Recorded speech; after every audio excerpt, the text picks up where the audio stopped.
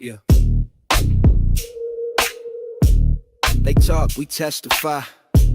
They scroll, we sanctify. They bait for clicks, I build for freedom. They pander to crowds, I speak to the kingdom. This ain't gossip, this gospel. Ain't a brand, it's a mantle. This ain't performance, it's posture. Anointing over algorithm, I'm not like them imposters. I don't do fake deep, I break yokes. I don't chase viral, I chase hope. I ain't got trends, I got truth. I ain't running from culture, I bring the proof. Wide open, we build different. Cut from cloth, they don't even stitch with. Say it raw, say it real, say it righteous. Say the name Yeshua like we not lifeless. Yeah. Wide open, we don't do safe. We don't bow down, we don't placate. We lay hands and we lay lines. This ain't rap, this redemption in rhyme. Ladies and gentlemen, welcome to Wide Open. We are locked in for the next 3 hours. We are so grateful that you are here. Today is August 5th, 2025. What is going on in America? What is going on internationally? We wide open. We wide open, everybody. I don't even understand what you could be doing with your life except being with us, rocking with us. We're locked in for the next 3 hours. Thank you so much for hanging out with us. We're here. We are here. We're here for you. You know what I'm saying? We're here for you, for you. I know I keep looking in the camera saying the same thing. I know you're listening to my voice, but every time I say you, it's a different you, right? Because I love all of you. Amen, brother. So, next 3 hours, man, we're locked in. You know that we're wide open. We're going to give you all of our wide openers for the 9 o'clock hour, and then we're wide open on the phone lines 10 through 12 to just cover everything that's going on in whatever's going on in your lives. Good, bad, ugly. We don't care. We're rocking with you. So anyway, thank you all so much for being with us. Let's jump right into the news. So right now we're trying to get this TV set up, but I can hook you up. The Lil Tay situation, dude. You like to hit that first? I want to hit that first, man. I want to talk about Lil Tay. I don't know anything about Lil Tay outside of her name. I've never seen her in my life. I sent you the you got that ChatGPT summary. Yeah. But I can do a queue up right now if you want. Yeah, verbal summary. Yeah, cue it up, and then I'll talk about it because the story is heartbreaking. So, if y'all know, Lil Tay is an OG content creator from way back in the day. She started when she was 9 years old. This is a child. So this is a 9-year-old little child, and she was essentially groomed by her older brother because there was behind the scenes footage that World Star released back in the day, I think around 2018. But can you pause right there? Of course. Because I wouldn't say groomed. Where I'm from, she was pimped. She was pimped. Oh. By her brother. Yeah. Please continue. So she was pimped by her brother at the age of 9 and continued to make content. And Tim is about to go through the summary, but this is a very sad story of a girl who believes she is successful.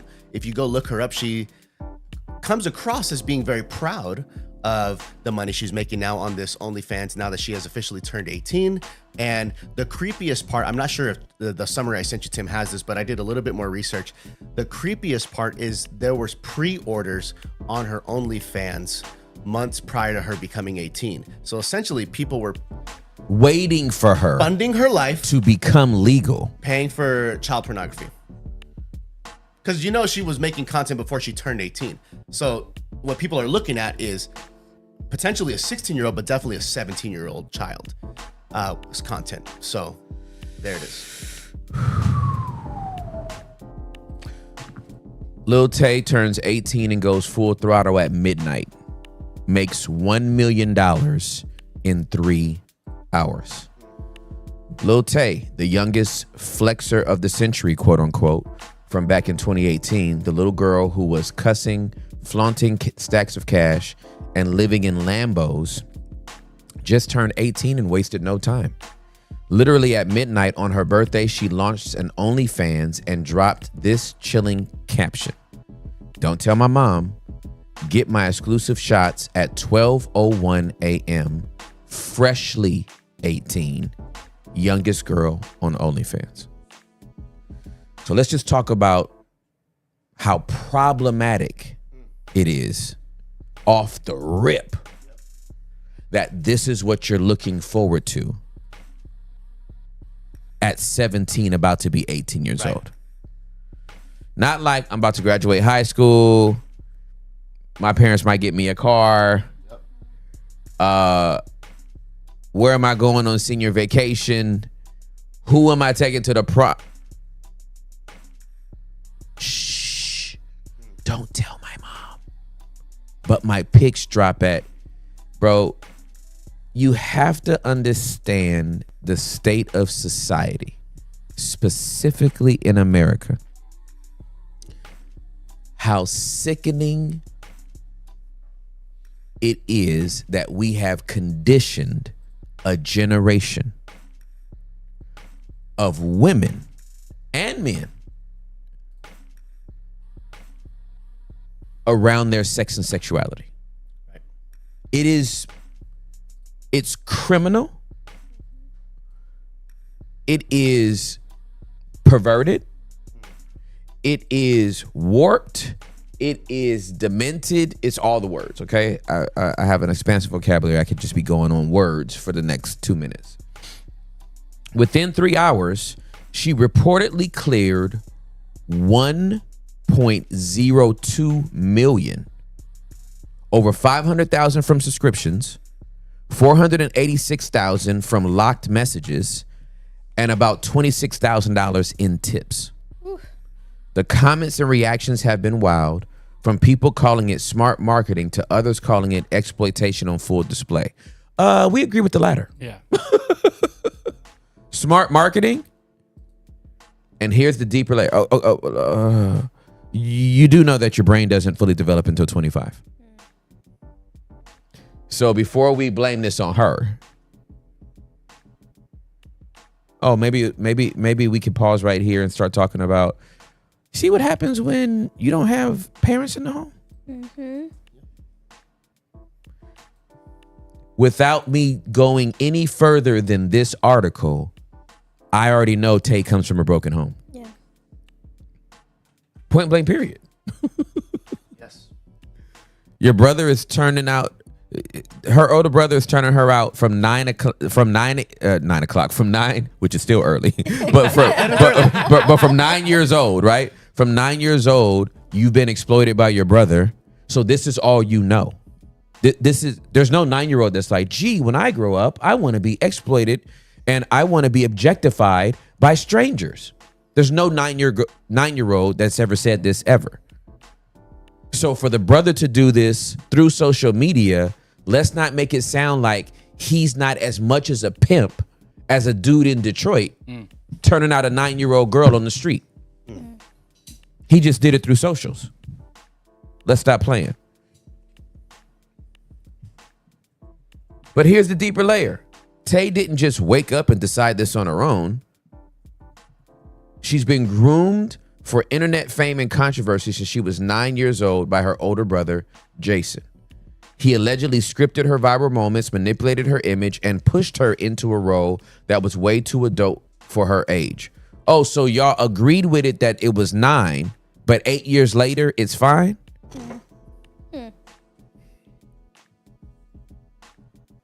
Now, she's playing the role again. Of course, she's been trained to. But with full agency, it's giving Bad Baby, Danielle Bregoli, vibes all over again. Bad Baby made $50 million on OnlyFans after turning 18 and is now legitimized in fashion, rap, and even public speaking circles. Is Lil Tay chasing that same trajectory? Or is this another viral firestorm that'll crash and burn? So here's what's crazy. Back in the day, if you were an actress that got into porn, you could never get back into acting. They wouldn't bring you back. But if you do OnlyFans, you could become a celebrity and do all the endorsements that you want. That's crazy. That's crazy. Once you become a believer, sin doesn't make any sense. But the levels at which it doesn't make sense. Right. And the degrees to which it doesn't make sense when you see this kind of stuff. is crazy. Is Lil Tay chasing the same trajectory, or is this another viral firestorm that'll crash and burn? She's gonna crash and burn. Forget a viral firestorm. She will crash and burn, just like all of them do. I can set my watch by it. There's no success at the end of this. There will only be numbing. There will only be bad relationships. There will only be alcohol and drugs and partying and anything to distract her from the aching void in her heart that her brother didn't even give a chance to be filled by anything else except attention.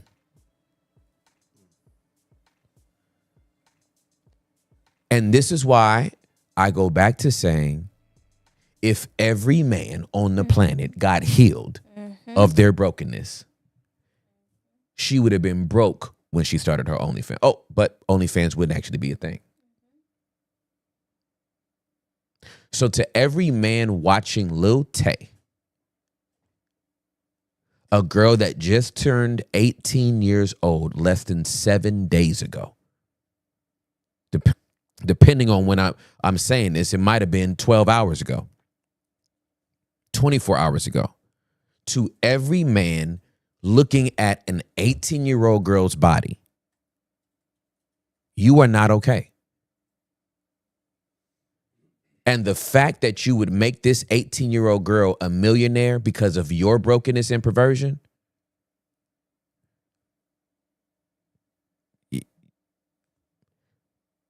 women are becoming millionaires off of men's brokenness. Now, let's marinate this. Let's let this breathe on out. OnlyFans is making women multiplied millionaires off men's brokenness because of the fact that you will not take your own healing into consideration, that you will not get over your brokenness, that you will not get over your insecurities, that you will not get over the voids that are in your life. You are making Lil Tay a millionaire because you need fresh meat for your eyes. Oh, because your other OnlyFans account isn't enough. Those titties got old, didn't they? That body got old, didn't it? Now you need a younger body? But you feel good about it because she's 18. You wouldn't have looked last year because she was 17. But you did pre-subscribe to her channel that she couldn't release until she was 18 and legal. You pre-subscribed to it and kept her on the payroll. So you're as much as her pimp as her brother is.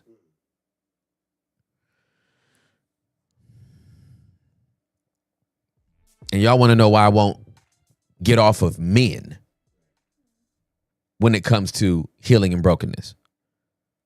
Okay.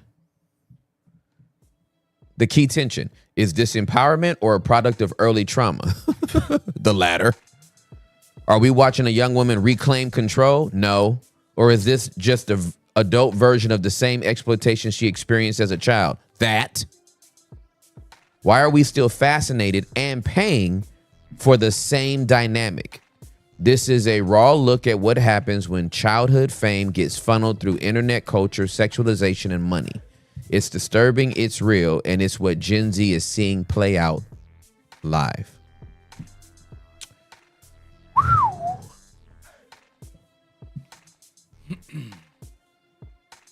Would you say you believe that she wrote that bio herself? No, hell There's no way. There's no way under God's holy sun. Shh. Don't tell my mom. That is not, she didn't write that. She didn't write that. That's nasty, bro. Only a dude does that. Only a dude writes that caption. Because that's the caption the dude wants. I'm sorry, it's vomit inducing. I'm sorry. Yeah, it's gross. Oh my God.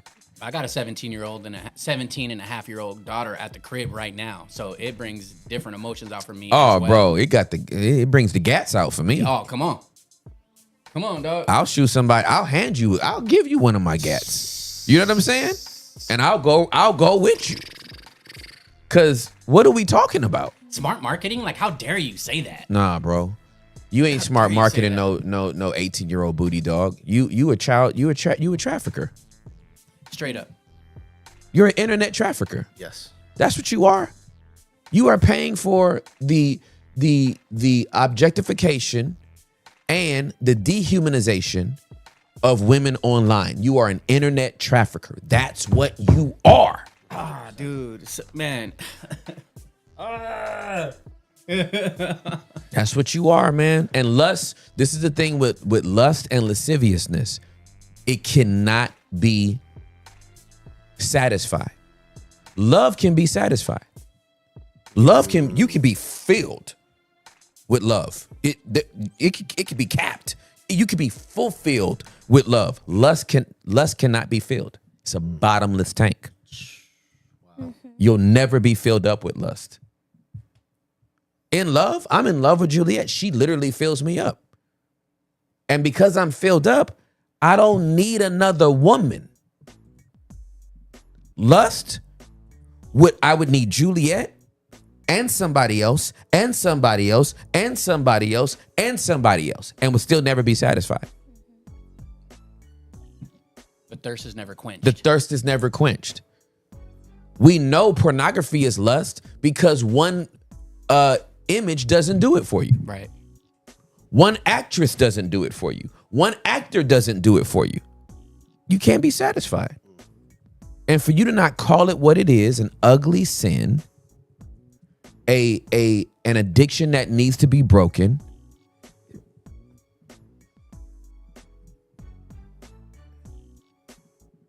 I'm not for the objectification of women, period.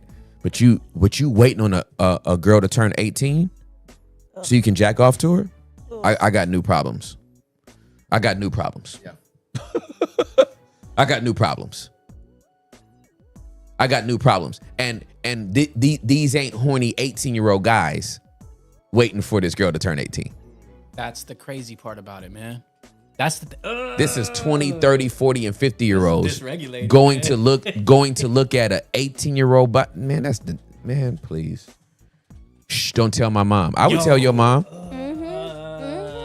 I would call your mom. I'd pay the $50 to internet search her online and be like, Mrs. So-and-so, get your daughter off this doggone computer. Take her phone. Close her account. Man, please. Man, please. What'd you just pull up here? I was just trying to look up the percentage of like the age groups that are subscribed to the OnlyFans. Holy cow, that's a good stat. 25 to 34-year-old represents the largest share, making up 35% of all subscribers. The 18 to 24 group follows at about 25%. So the largest group looking at these people is between 25 and 34 years old. So the average guy looking at this 18-year-old girl is between 25 and 35 years old.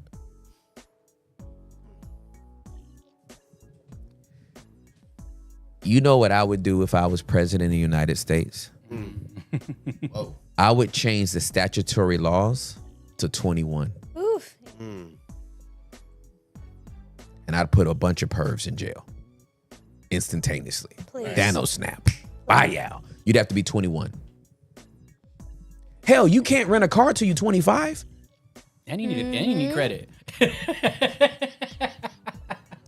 Think about it. That's crazy. We have stricter guidelines around renting a vehicle. Hear me. Not purchasing one. Right. Renting a vehicle. Right. Than we have around women's bodies. Bro.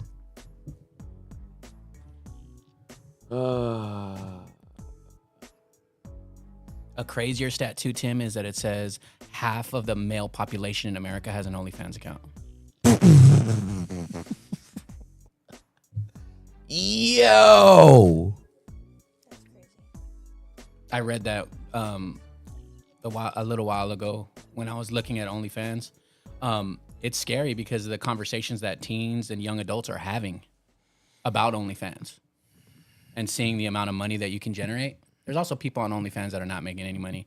However, it's like this delusions of grandeur. But can we? I'm sorry.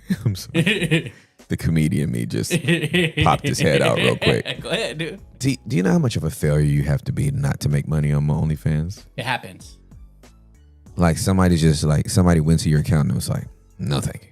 Major It's pass. just, do you want to eat at Denny's? No. Some looks off. Do you want to eat at IHOP? No. It's that one restaurant here in You wanna- Dallas that no one eats at. Chick Express or whatever. Chicken Express? Yeah, I never see anybody at those. I never see anybody at Arby's. I've never seen more than 2 cars at Arby's in Burger my King life. too. Who's keeping Burger King open like that? Just relax, dude. Just relax, dude. All right, Burger King's great. Yeah. I'm not saying, but like, hey, Burger I'm King. just saying in the clutch they got an Impossible Patty. So What? Yeah, they have an Impossible Whopper It's good. in the clutch. It's good. In the clutch. safe. It's good. Okay. It's good. It's good. What? Yeah. It's not my first, second, third, fourth, or fifth option. It's not my 6th, 7th, 8th, or 9th. But somewhere between 10 and 12, I could get an Impossible Whopper. In the clutch. Yeah. So, Tim, I have a question. question is. What do you say to the man that's approaching 50s, dating a 25-year-old, and says Shannon Sharp? Exactly. Oh, sorry. Exactly. You said approaching 50. He's over 50. Okay. My bad. Let's use Shannon Sharp. I should have kept Let's his use name. Shannon Sharp. Okay. And there's like, where's the biblical grounds that says you can't date someone that's half your age? And why should I not date someone who is developed and all this stuff? Like, where is it? Yeah. So there's no scripture that's explicitly going to say, thou shalt not date a person half your age.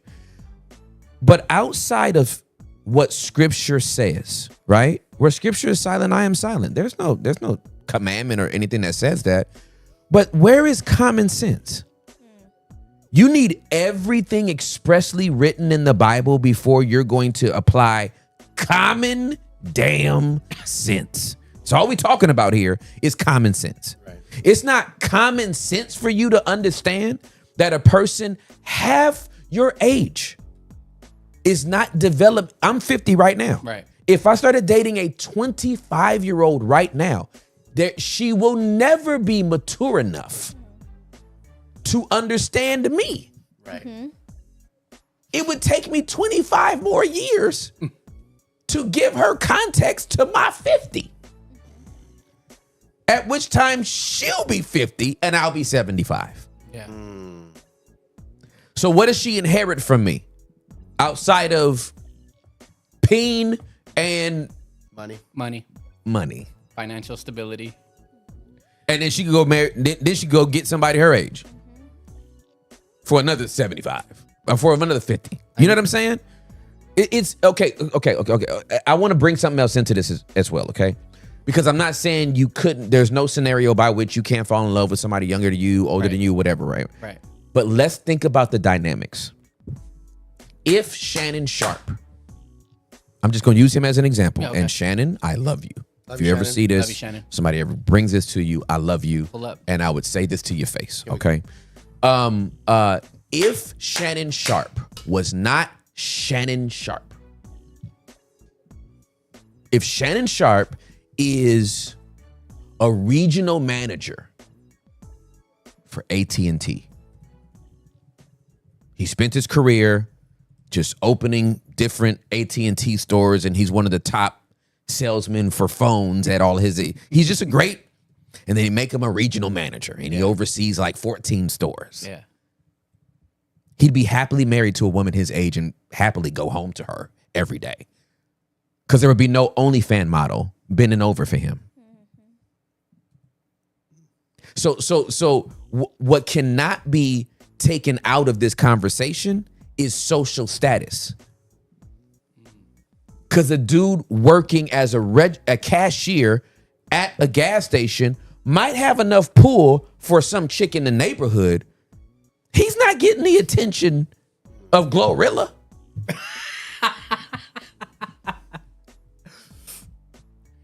Right?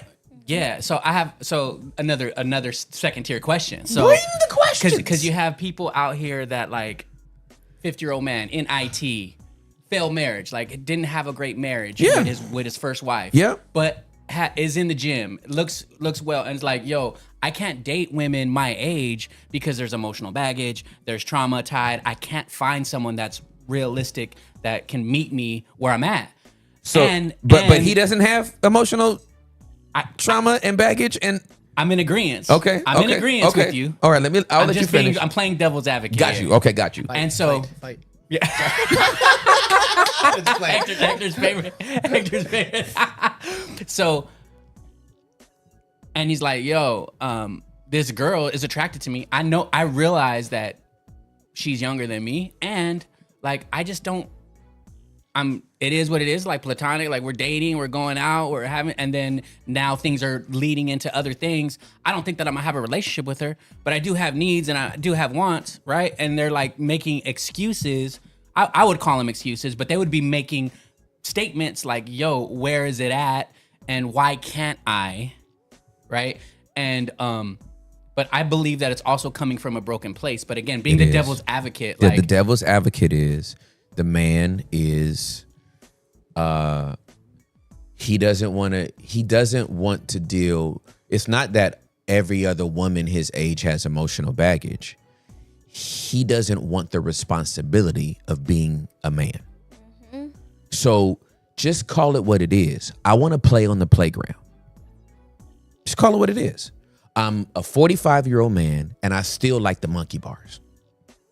And who plays on the monkey bars? Other kids. So if you 45 years old playing on the monkey bars, then I guess little kids are going to be like, oh my God, mister. And you have enough money in your pocket to buy everybody ice cream when the ice cream man pulls up. So of course the little girls are going to like you. Probably some little boys too. So you only going to date whatever playground you playing in. And if you playing in the Sandlot is going to get the attention of a little 22-year-old with Lululemon on, and you just want to have fun and it's a fling, and she got a nice little young body and is just goofy enough in her brain, because ain't no 22-year-old, I'm telling you, ain't no 22-year-old mature enough. You can't pay me to believe that. It's physiologically not true. It's psychologically not true. Yeah, neuroscience backs it up. Neuroscience backs this up. Neil Tyson deGrasse would back this up with stars and galaxies to boot. There's no 22-year-old girl fine enough, fit enough to relate to me outside of us being compatible having sex. So if that's what you want, declare that. But don't say, I, as a 45, 47-year-old man, have canvassed the landscape of other women my age and they all have too much baggage. That's not true. You have no stamps in your passport. You ain't been out your city. You don't get around like that. Maybe your dating pool has pee in it, but you ain't been to nobody else's pool. I keep telling these people, get on a damn plane and fly to a different state. Hell, fly to a different country. I hope my boys go to Australia and don't come back. Just marry somebody over there. If you go to Colombia right now, you will find 1 million plus women who want nothing more than to have children, take care of the home, and support their husband. Right. That's their entire culture. Colombiana, yay or nay? Yay. So for a man out here to be like, and I want a traditional woman who's just more domesticated and not all out here trying to like Domesticated, it's crazy. No, I mean, it's Yeah. you know what I mean. Yeah. I want a more. That was me. Like my mom, even she had to work. Right. But if my dad was successful enough, where she didn't have to work, that's a Southern girl from Alabama. Right. She'd have had his babies, had some cook when he came home. She was always gonna have something that she did, but my mommy was more domesticated. That's what she did. So that's what I wanted. I wanted my mom with no job. That's who I was after, right? Then I got Juliet, who's an entrepreneur. Okay, so you don't always get what you want, but if that's what I really wanted, then I wouldn't have married Juliet. And if that wouldn't have been around here in the DFW Metroplex, then I go to where those women are.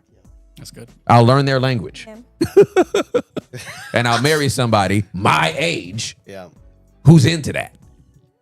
So some of this is laziness. But the other part is delusion to think that because think about it. The 22-year-old girl has already been getting attention from whatever guys, being hit on from whoever, right? And now she's obviously social media has done this to both men and women, but now she's looking for at 22 what she shouldn't be expecting until 32 from a man. That's good. There ain't no 22-year-old guy got Shannon Sharp's money unless you're an athlete. Yep. But even if you are the 22-year-old guy who's an athlete, you're in the same position she is Yep. neurologically. Your brain ain't firm yet. So you throwing stacks at strippers. And you got $750,000 around your neck and wrist instead of in an investment vehicle because you don't know no better. So your money ain't making money. Your money is being spent. You bought a big old house and got 100-inch screen to play Madden on because you're still a kid. I'm not knocking you, just still a kid. Yeah. But when a 47-year-old dude has got a 28-year-old girl on his arm, and he gonna make me think it's because he has pull. Child, please. Yeah. That 19-year difference is the equivalent of a 36-year-old looking at an 18-year-old. Booyah. You know what I'm saying? Absolutely correct. It's like, Absolutely yeah, correct. and thank you for expressing that, because I think that it's a perspective that people need to have. Yep. You know, and I believe that there's women out there too, like that. I guess I don't know. I've met individuals, but I'm not single. I'm married. So, however, I've seen some eligible sisters that are out there that believe in Yeshua that could be a catch. You Yep. know what I'm saying? And Yep. not saying that. So I think it's possible, but I agree with you. They need to get out and move around. Listen, I just don't. I have a hard time. Again, I always tell y'all this: long live Juliet, right? Long live the queen. It's my girl, forever. If she, because I'm till death do I part, right? If she were to, obviously it's a horrible hypothetical, but if she were to go to heaven, I am certain at some point down the line after grief, I would want to be married again. I would want another partner. I mean, again, long live the queen. May this never have to happen. Ain't no way I'm pulling up with somebody 30 years older than me, talking about, man, she's just so mature for her age. And in the green room, bro, I can't even like see it. Like you're about to go preach at like a really big conference and you have a child with you. Woo. And then all the pastors are like, yeah, we don't really know what to say to him. it would just be, I'm 50 right now. Yeah. I mean, you do look 35. You do not look 50. I like even when you say it, dog. Yeah. It's like, It's spelled wrong. When you said that, I'm like, is it? It's the reason why I like saying it so much. I look nowhere near this, right? But like, if let's say that happened now, right? Maybe 5 or 6 years down the line, 7 years down the line, I'm like, I don't want to get married again. Okay, so let's say I'm 57 years old. Yeah. I can't find a baddie that's 50. I mean, that's a 7-year difference. I can't find a 50-year-old baddie. I bet you I can. Yep. Oh yeah. I bet you I can. Oh yeah. If I'm 57 and a widow and I want to get married again, I bet you I can find a 50-year-old baddie. I won't need a 45-year-old baddie. I won't need a 35-year-old baddie. I damn sure won't need a 25-year-old baddie.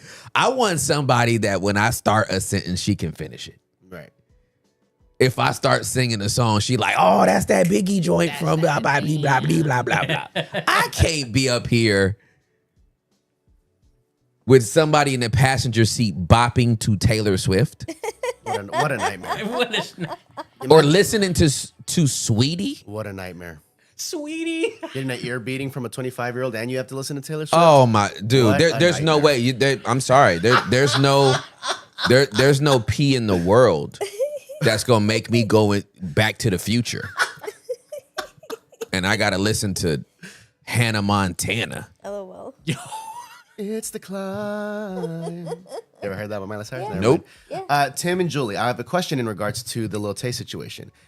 She started doing Twitch a couple months ago, when she's 17. Okay. Now, on Twitch, you're getting brand deals and you're making money as a creator. It's hard to become a creator on Twitch compared to YouTube. YouTube, you just hit a criteria of boom, got my 1,000 subs, Right. got my 4,000 to watch hour. If I make a viral video, I might make 10K. Sweet.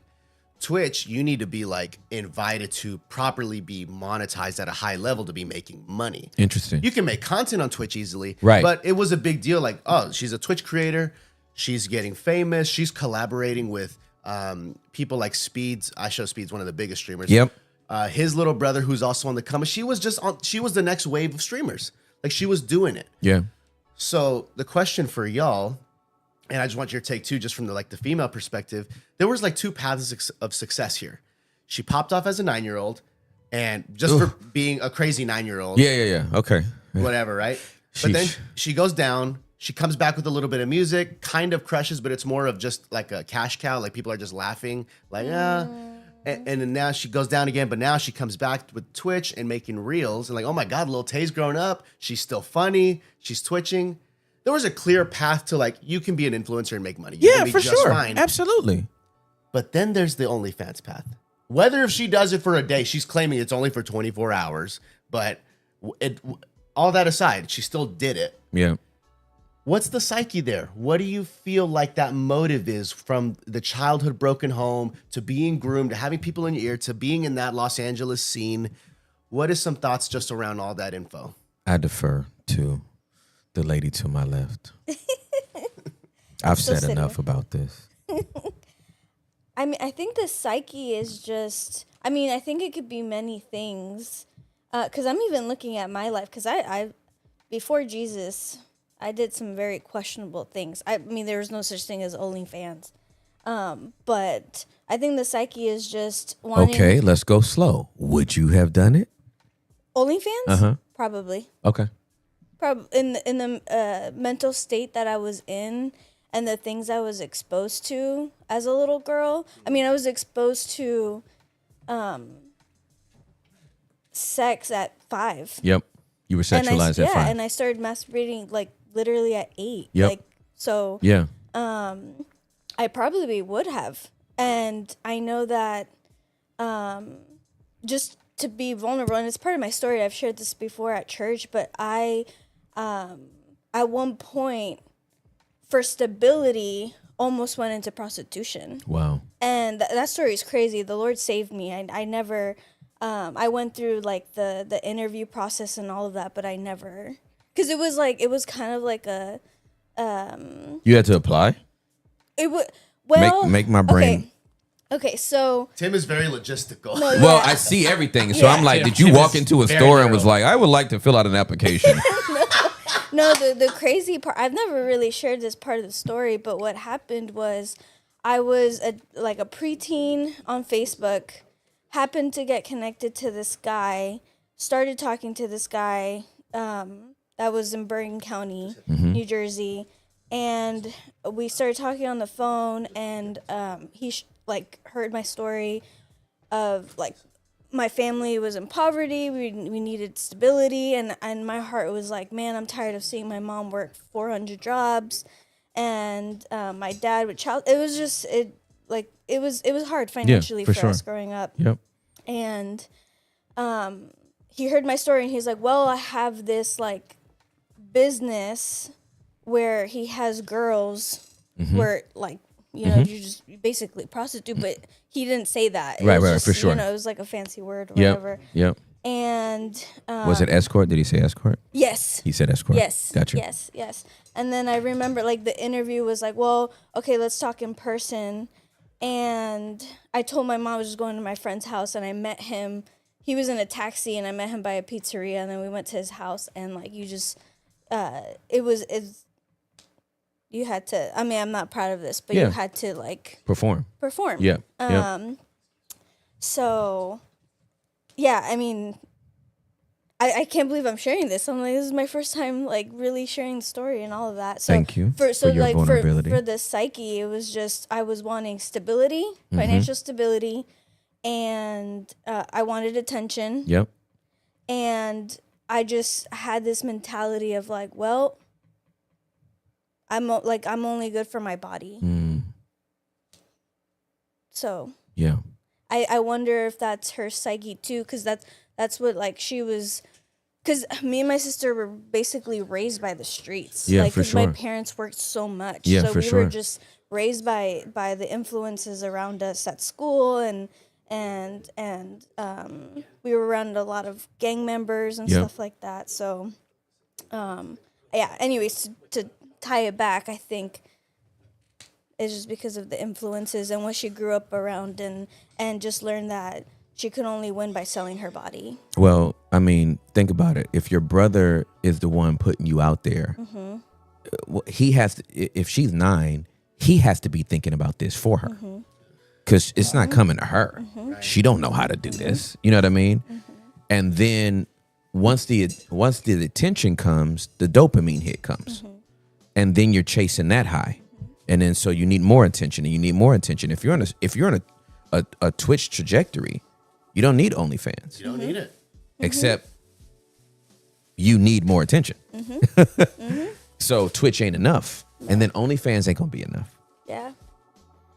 Then it's gonna be something else. Then it's gonna be something else. Then it's gonna be something else. So yeah. And my hope for her is that, because what happened to me is I never went for it, because there was something in me that was like, I can't do this. Like, I can't do this to myself. Yep. And I just didn't feel like I could just give my body like that. Yep. And I hope that, I mean, looking back, God was like moving in me. Yeah, for sure. Without me even knowing. And that's what I hope for her. Yeah. That she comes to, even though she probably had similar influences and you know, influences grooming her, that she has this like moral in her of like, no, I'm better than this. right, for sure. And I know my value, and Yep. I'm not supposed to be doing things like this. So Yep. that's my hope for her. If she ever hears this, like, you don't have to do all that. Yeah. It's not necessary, yo. No. Ugh. Ugh. Ugh. Did I answer your question? Yeah, that's great. Okay. Oh, you kidding me? You answered that, girl. Thank you so much. Especially since you haven't shared that before. I appreciate you being vulnerable enough to share it, because you definitely didn't have to.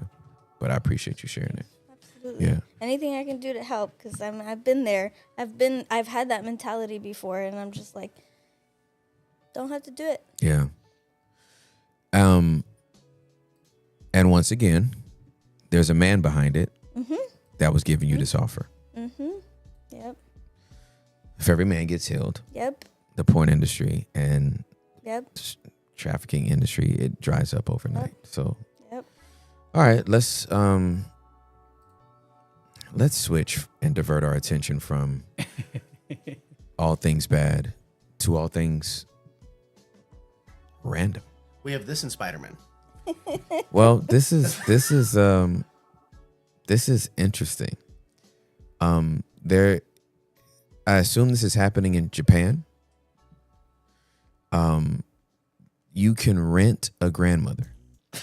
Crazy. There are Japanese rental grandmothers. I mean, saying it is just already wild, but this is a real thing. When a Japanese handyman contractor faced an oversaturated market, they turned to a pretty unusual solution. Rent a grandma. With few other jobs available for women over 60, other than house cleaners, the company realized that for the same reason a person might want to hire a male handyman in his 60s during a home building project, someone might want to hire a grandmother for a homemaking project. Amen. Tokyo's client partners started the Oke Obachan. Obachan means grandmother in Japanese. They started the Oke Obachan service in 2011, and it's become a hit. I never get bored. 69-year-old Teiko Kaji, one of the rent-a-grandmas, told the Australian ABC, I get to go out and have these experiences, and that's why taking this job was the right decision for me. Client Partners allows customers to hire the services of guides and interpreters, but concern in Japanese society over run-of-the-mill big city loneliness gave the company the idea to start renting friends, aunts, and now even grandmothers. Some people may never have had a mother in the first place. Client Partners Chief Executive Miss Ruri Kanazawa told the ABC, our grandmother staff members who cook for the guests and act like a mother to them help provide the motherly warmth they need. Can I just pause before I finish the rest of this story? At least it ain't AI. Right? Like, at least it's a real person. Along with loneliness, the service may be seen as addressing another societal challenge in Japan, the size of the geriatric population. As big as anywhere else on earth, there are fewer and fewer working age Japanese to support the growing number of pensioners. Working can provide better economic security, but many jobs become unavailable, especially women, to those in their golden years. In traditional societies, the elders take on just such roles as wisdom holders, storytellers, adjudicators, and teachers. Client services grandmother contractors very much fulfill that position for a healthy hourly wage of around $55 an hour. For years, ABC News reports Japanese society saw women work until marriage, then quit their jobs, stay home to raise the kids until they enter school, then put one foot back in the job market through contract or part-time work. This generation of women, if they were married, would be secured in retirement through their husband's pension plans. This contributed in no small part to the incredible economic boom experienced during the second half of the 20th century. But some women who may have never been married or whose husbands died young face an extreme lack of available work. Sharing their love and life experience with a young family is clearly an opportunity many are happy to have and happy to do. Wow.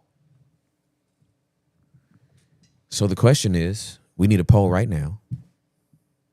Who would rent a People grandma? are in the chat already saying it. Yeah, who would rent a grandma? Only I need to parents. know. Only parents. That's crazy. My bad. Only parents is actually genius. So Only Taylor, parents is actually genius. I would make $1 million being a dad overnight. you'd crush it. Oh, You're doing it right now. Between midnight and in the first 12 hours, I'd be a millionaire, right? Comes with affirmation, Only dad. validation. Only dad. And $55 an hour? At $55, what? You want to add on? You could change the color of the glasses. An add-on. There's add-ons. I'm an avatar. You want Tim to pull I up with want the my yellow? dad to wear blue glasses. I want my dad to wear black rimmed glasses. That's really funny. That's really funny. So are you aware of was this a surprise to you, or were you already aware of some of Never heard of this in my life. So some would say they're Japanese shenanigans. Okay, so in Tokyo, in some of the major cities of Japan, it's very normal for men especially, but Okay. women too, to be lonely. So there's like a major incel culture there where people stay at the crib or they'll go out and pay for services that aren't even What is just, incel? it's like somebody who is like almost incapable of ever finding romance. Okay, got being you. sexual with someone. It's Okay. it's like in their mind, it's just impossible. Got you. So a simp also could be a part of that too. A wuss. So No game. zero game. Rizless. So Oh wow. but if you go through the catalog of some of like the adult entertainment out there, a lot of it isn't just like prostitution, rub and tug massage places. You can go pay for companionship and friendship. It's totally normal. Girlfriends. I've watched these vlogs and like these vloggers found out, oh, this goes viral every time. It'll be, I rented a girlfriend for a day, nothing sexual. So, and it's the creepy part where it gets a little weird. Okay, you can rent a dad, that's already real. Wow. You can rent a brother for a day, all that.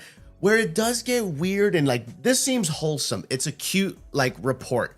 It gets creepy because I've seen some of these different vloggers who have done this. You can go online and there's a catalog of humans. It'd be like if we were on the catalog, it'd be like Tim Ross.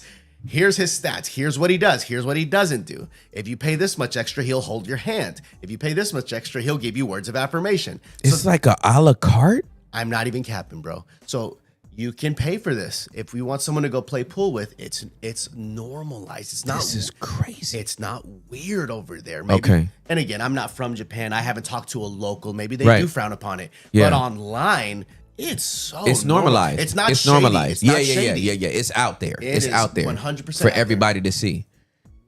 It's an epidemic of loneliness is what I'm seeing. For sure. Because if you're fulfilled in relationships, bro, I'm not paying for nothing. No, I'm hanging out with Sean down the street. Exactly. I'm going over my friend's house to watch the game and to drink a couple of beers, knock back Right. a couple of beers. But to your point, if these people think for whatever reason they can't do this or they can't achieve this or they have no friends or man, renting one is Rent is crazy. renting a friend is wild. It's so sad. I think what are the polls? Do we have the poll up? Yeah, it's What are they saying? Would anybody rent a grandmama or what? 44%. 44% of people are renting a granny? 185 people have voted, and yes is in the lead. Wow, y'all would actually do it. Wow. I didn't know my grandparents. When I was reading this article this morning, it made me think about it. That companionship that I see my children have with their grandparents has made me realize that maybe there was something missing for me. I don't know if I would ask for someone or pay for someone to play that role in my life. Yeah. However, I know that there's a void there, and I could see why people might do this. What if I paid for it for you? In Japan? Like I called you, I said, hey, Are you Derek. gonna send me to Japan I first? said, hey, Derek, I got Yingling over here. She's about to take care of you. Your thoughts? Would you do it? Would you accept? Can I see the catalog? I want to have all my options available to me before wanna know if I there's- want to make an informed decision. You know what I'm what I saying? mean? Can Yeah. this grandma make southern fried chicken? Yeah, I want to see if Moncita's in there. I Yeah, want yeah, you know, yeah. plátano duro, maybe some arroz con habichuela or something. You know what I'm saying? know Vale, what you said, sí, but it sí. sounds good. Entiendo. Yeah. I need to know. Can you cook some greens? Yeah. Can you Some give me hot that? water cornbread? Can you give me that? Oh, Yeah. I have one more to throw your way. This is wild. So I'll just verbally explain it because I won't bring up the YouTube video because they probably have copyrighted music on there or whatever. Okay. There is a famous bar in Japan. I don't know the name of it. If you guys just search on YouTube, famous champagne bar in Japan, something like that. It's along those lines. Basically, this vlogger went out. It's a bar of gorgeous Japanese men, right? They're not even necessarily jacked, but they're pretty face, Handsome. they dress cool, very handsome, but the bar is catered to older women. There's a clear clientele. Oh, it's a cougar bar. Right. Well, no, but this is where Cougar bait? This is where it gets different and a little odd. The men who work there, they're entertainers, right? So let's say we're all cougars. We're going to this bar because, right, Dumb and gur. let's say there's four. How many? There's four of us. There's four entertainers that are entertaining us, or we'll pick who we want. Like I want that guy, you want that, whatever, right? We Like okay, I'm sorry, I see everything. So are they waiters? Like how do you what are they doing? Or is this Chippendales? Maybe I should let me Chippendales, just yeah. finish. I'm sorry. we go. It is essentially almost a strip club minus the sexual tension. There's no one taking care of no one sexually. No one's even undressing. It's none of that. But there is drinking involved. So let's say we go. There's four entertainers, four gorgeous Japanese dudes. Everyone gets their own person. Now, my goal is to beat all of y'all by giving him the most money, buying him the most expensive drinks because that's how they make their money. Oh, you should buy me this. It's almost like an honor at this bar where I'm going to buy the high class drink for this person. I'm going to gift him with all of these things.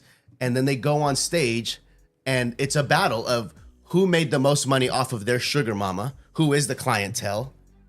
That's all it is. Wow. That's the whole bar's clientele and the game they're essentially playing. And that's how they make their money.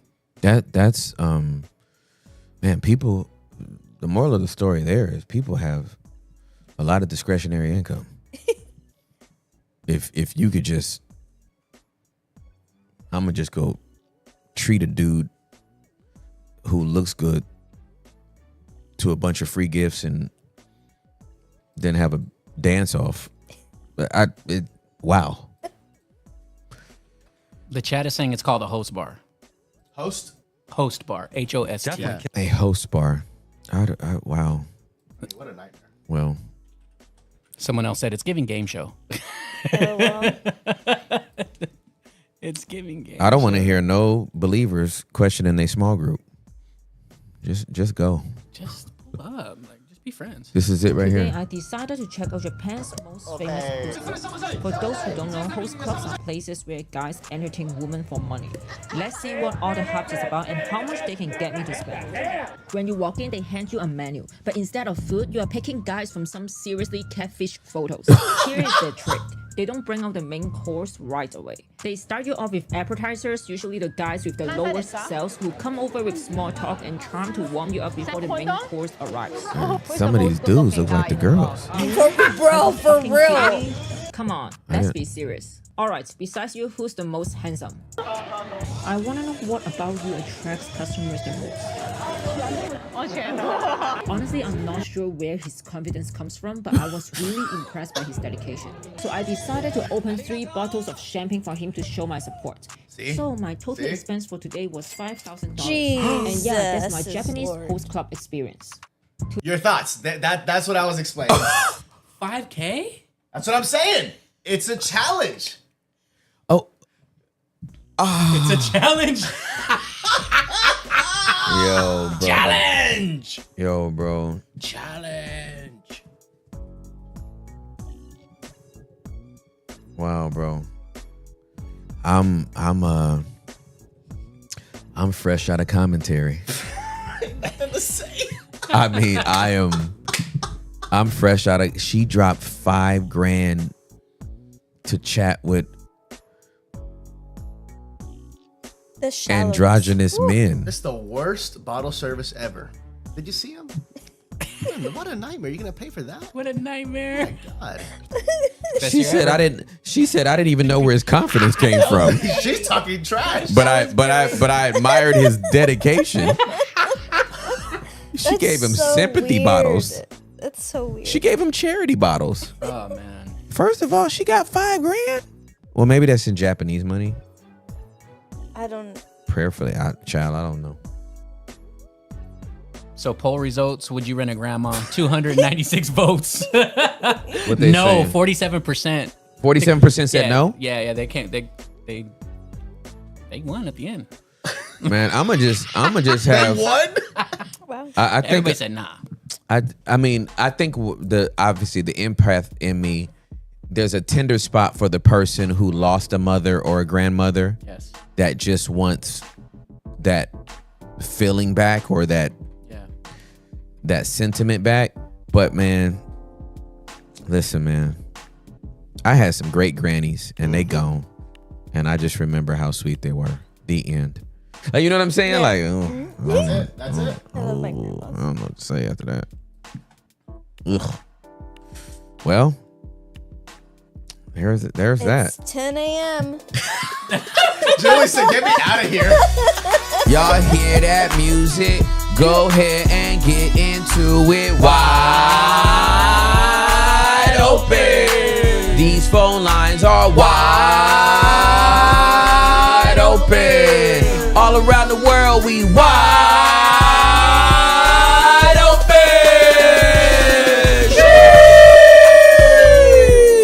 Sheesh. Ladies and gentlemen, the phone lines are absolutely open. There's nothing you can do about it. We're wide open. We are taking calls from literally all over the world. We are creating a safe space for you to be able to tell us anything that you want, good, bad, or ugly. This place is for you to be fully seen, fully heard, fully known, fully loved, even if you're not fully agreed with. 4 out of 5 ain't bad. Listen, we just want you to have a place to process. You know what I'm saying? Just a little place to process. Don't nobody want to hurt you, baby. We just want you to have a little place to process. I don't know why I keep saying that, but it sounds great. It sounds like the granny. Baby, we just want you to have a little place to process. My grandson Tim came down here, and baby, he just got on this newfangled whatever he does on that interweb, and he got on that interweb and got you a place that you could just get on there and talk about anything you want to. He don't even care what you want to talk about. He'll just sit there and listen, honey. And some of the stuff he say is good, but sometimes he be using words that I don't like. You can hire Tim today. But those little boys be talking different than the way I talk in my generation. My daddy would have cut me in the neck if I say some of the stuff that boy say. But he be telling the truth though. He do be telling the truth though. So I be letting it slide. But anyway, I'm going to go back downstairs. Anybody that's Downstairs? I'm going to go back downstairs. I'm going to use the handrail. But if y'all need to get wide open, then my grandson is ready to talk to you about being wide open. You be wide open and you stay open and you don't let the devil come in there and take what's open. You be open for God and you be closed for the devil. That's what I say. Now. Close the legs. You need to be open for God. You need to be closed for that good old devil. That devil will bother you. Amen. So don't let him bother you, okay? All right, babies. Y'all be good. Love you, Granny. Bye. Bye, Granny. I love you, sugars. I love you. Bye-bye. Big mama. Eunice, welcome to the Wide Open Universe. You are on with Tim Ross. Hi, Eunice. How are you? Should say Grandpa Tim. How are you? Grandpa Tim, I am doing so good. It's I'm so doing good to I'm see you. so glad you guys are back. I'm so happy to be my back. We are goodness. super happy to be back. You Woo. have beautiful skin. Oh, thank you very much. I get that compliment, and it's my favorite compliment Oh, ever. it's just you're it's just glowing. Beautiful. Thank you. What's Thank you going so on, much. Eunice? Like Grandpa Tim said, holding spaces. That has been the best lesson I have learned from this platform, Mm-hmm. especially coming to Wide Open, because I am a big collector of information, podcasts, like audiobooks. I don't read actual books, I read audiobooks. Yes. And I'm nervous, by the way, I'm a little shaky. You're fine. But, Take your my God, time. okay. I have been intaking knowledge for so long. And I think my knowledge went on crack when Wide Open started, Wow. because I practically saw how you walk people through different things. Mm-hmm. And when I messaged Derek the last time for me to come on the platform for Wide Open, I had just told him that I went through my very first emotional breakdown Mm-hmm. that I've ever been on. And when I tell you I was able to hold that space for myself than I've ever done before, I was able to. And the amount of healing that has come out of that, Uncle Tim, is why I'm here today to just tell you guys thank you. Oh wow. I have so many questions, but I don't even want to ask any of those questions because the biggest thing I want you guys to receive from my heart is just gratitude at its most purest, Mm. most basic, most deepest. I should say. No, that's not a word or a phrase, but I want y'all to accept that from me because Uncle Tim, I have been rocking with you since I think the first, second, or third episode you've ever dropped off the basement. Okay. And I was hearing you come back from sabbatical, and I'm like, oh my God, I cannot believe this man took a whole break and just dipped. I came back, she's viral. Like, that was the most amazing thing to watch. Like, just the example of just leaving it to God in obedience. Like, you obey and you just leave it to God. That's right. That was such, oh my God. I was so blessed by that.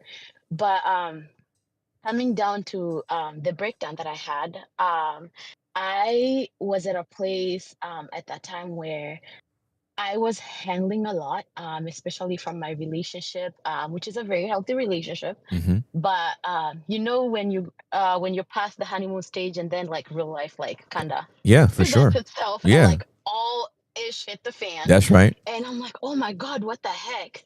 So my boyfriend and I kept triggering each other for so long, Mm-hmm. and I'm just like Juliet. I hate arguments. I don't like arguing with people. I don't like raising my voice at people. But I think we triggered each other so much to the point that I got to that place where I was yelling, Mm-hmm. and I felt so bad, and somehow it triggered something inside of me, and I felt so ugly. Mm-hmm. So everything that came out of me came from a place of that ugliness. Mm-hmm. And before then, I hadn't cried before, like pure crying out of like, I'm going through something, I'm gonna cry about it. Mm-hmm. The only time I've actually like really boohoo cried, ugly cried, was just one breakup. Not breakup, one heartbreak, I should say. But this time round, I'm a truck driver. I was Okay. driving from Albany, New York to Massachusetts, and on my way, I started a voice recording because sometimes I do like vocal diaries, Mm-hmm. voice diaries. And when I was starting, I was kind of like, oh, I had all this processing in my head, but let me just like, and then it all disappeared once I pressed record. Mm. And then I was like, okay, let me just hang on in there. Let me see where my heart is at. Let me see where my mind is at, because obviously something was going on. It just disappeared. I don't know why. Mm-hmm. I started just rambling, and within 3 minutes, I was screaming, crying. Before crying, I'm like, what the heck? Where did all this come from? And I kept just telling myself, it's okay, release whatever is inside. And I started asking myself questions, and before I knew it, I poured out so much. I started crying and groaning and moaning. Not moaning, mourning. I have a British accent sometimes. No worries. But I cried and mourned over a couple broken friendships, like really close friendships. I'm not a person who has so many friends. Mm-hmm. I have very few friends at a time, I should say, like close friends.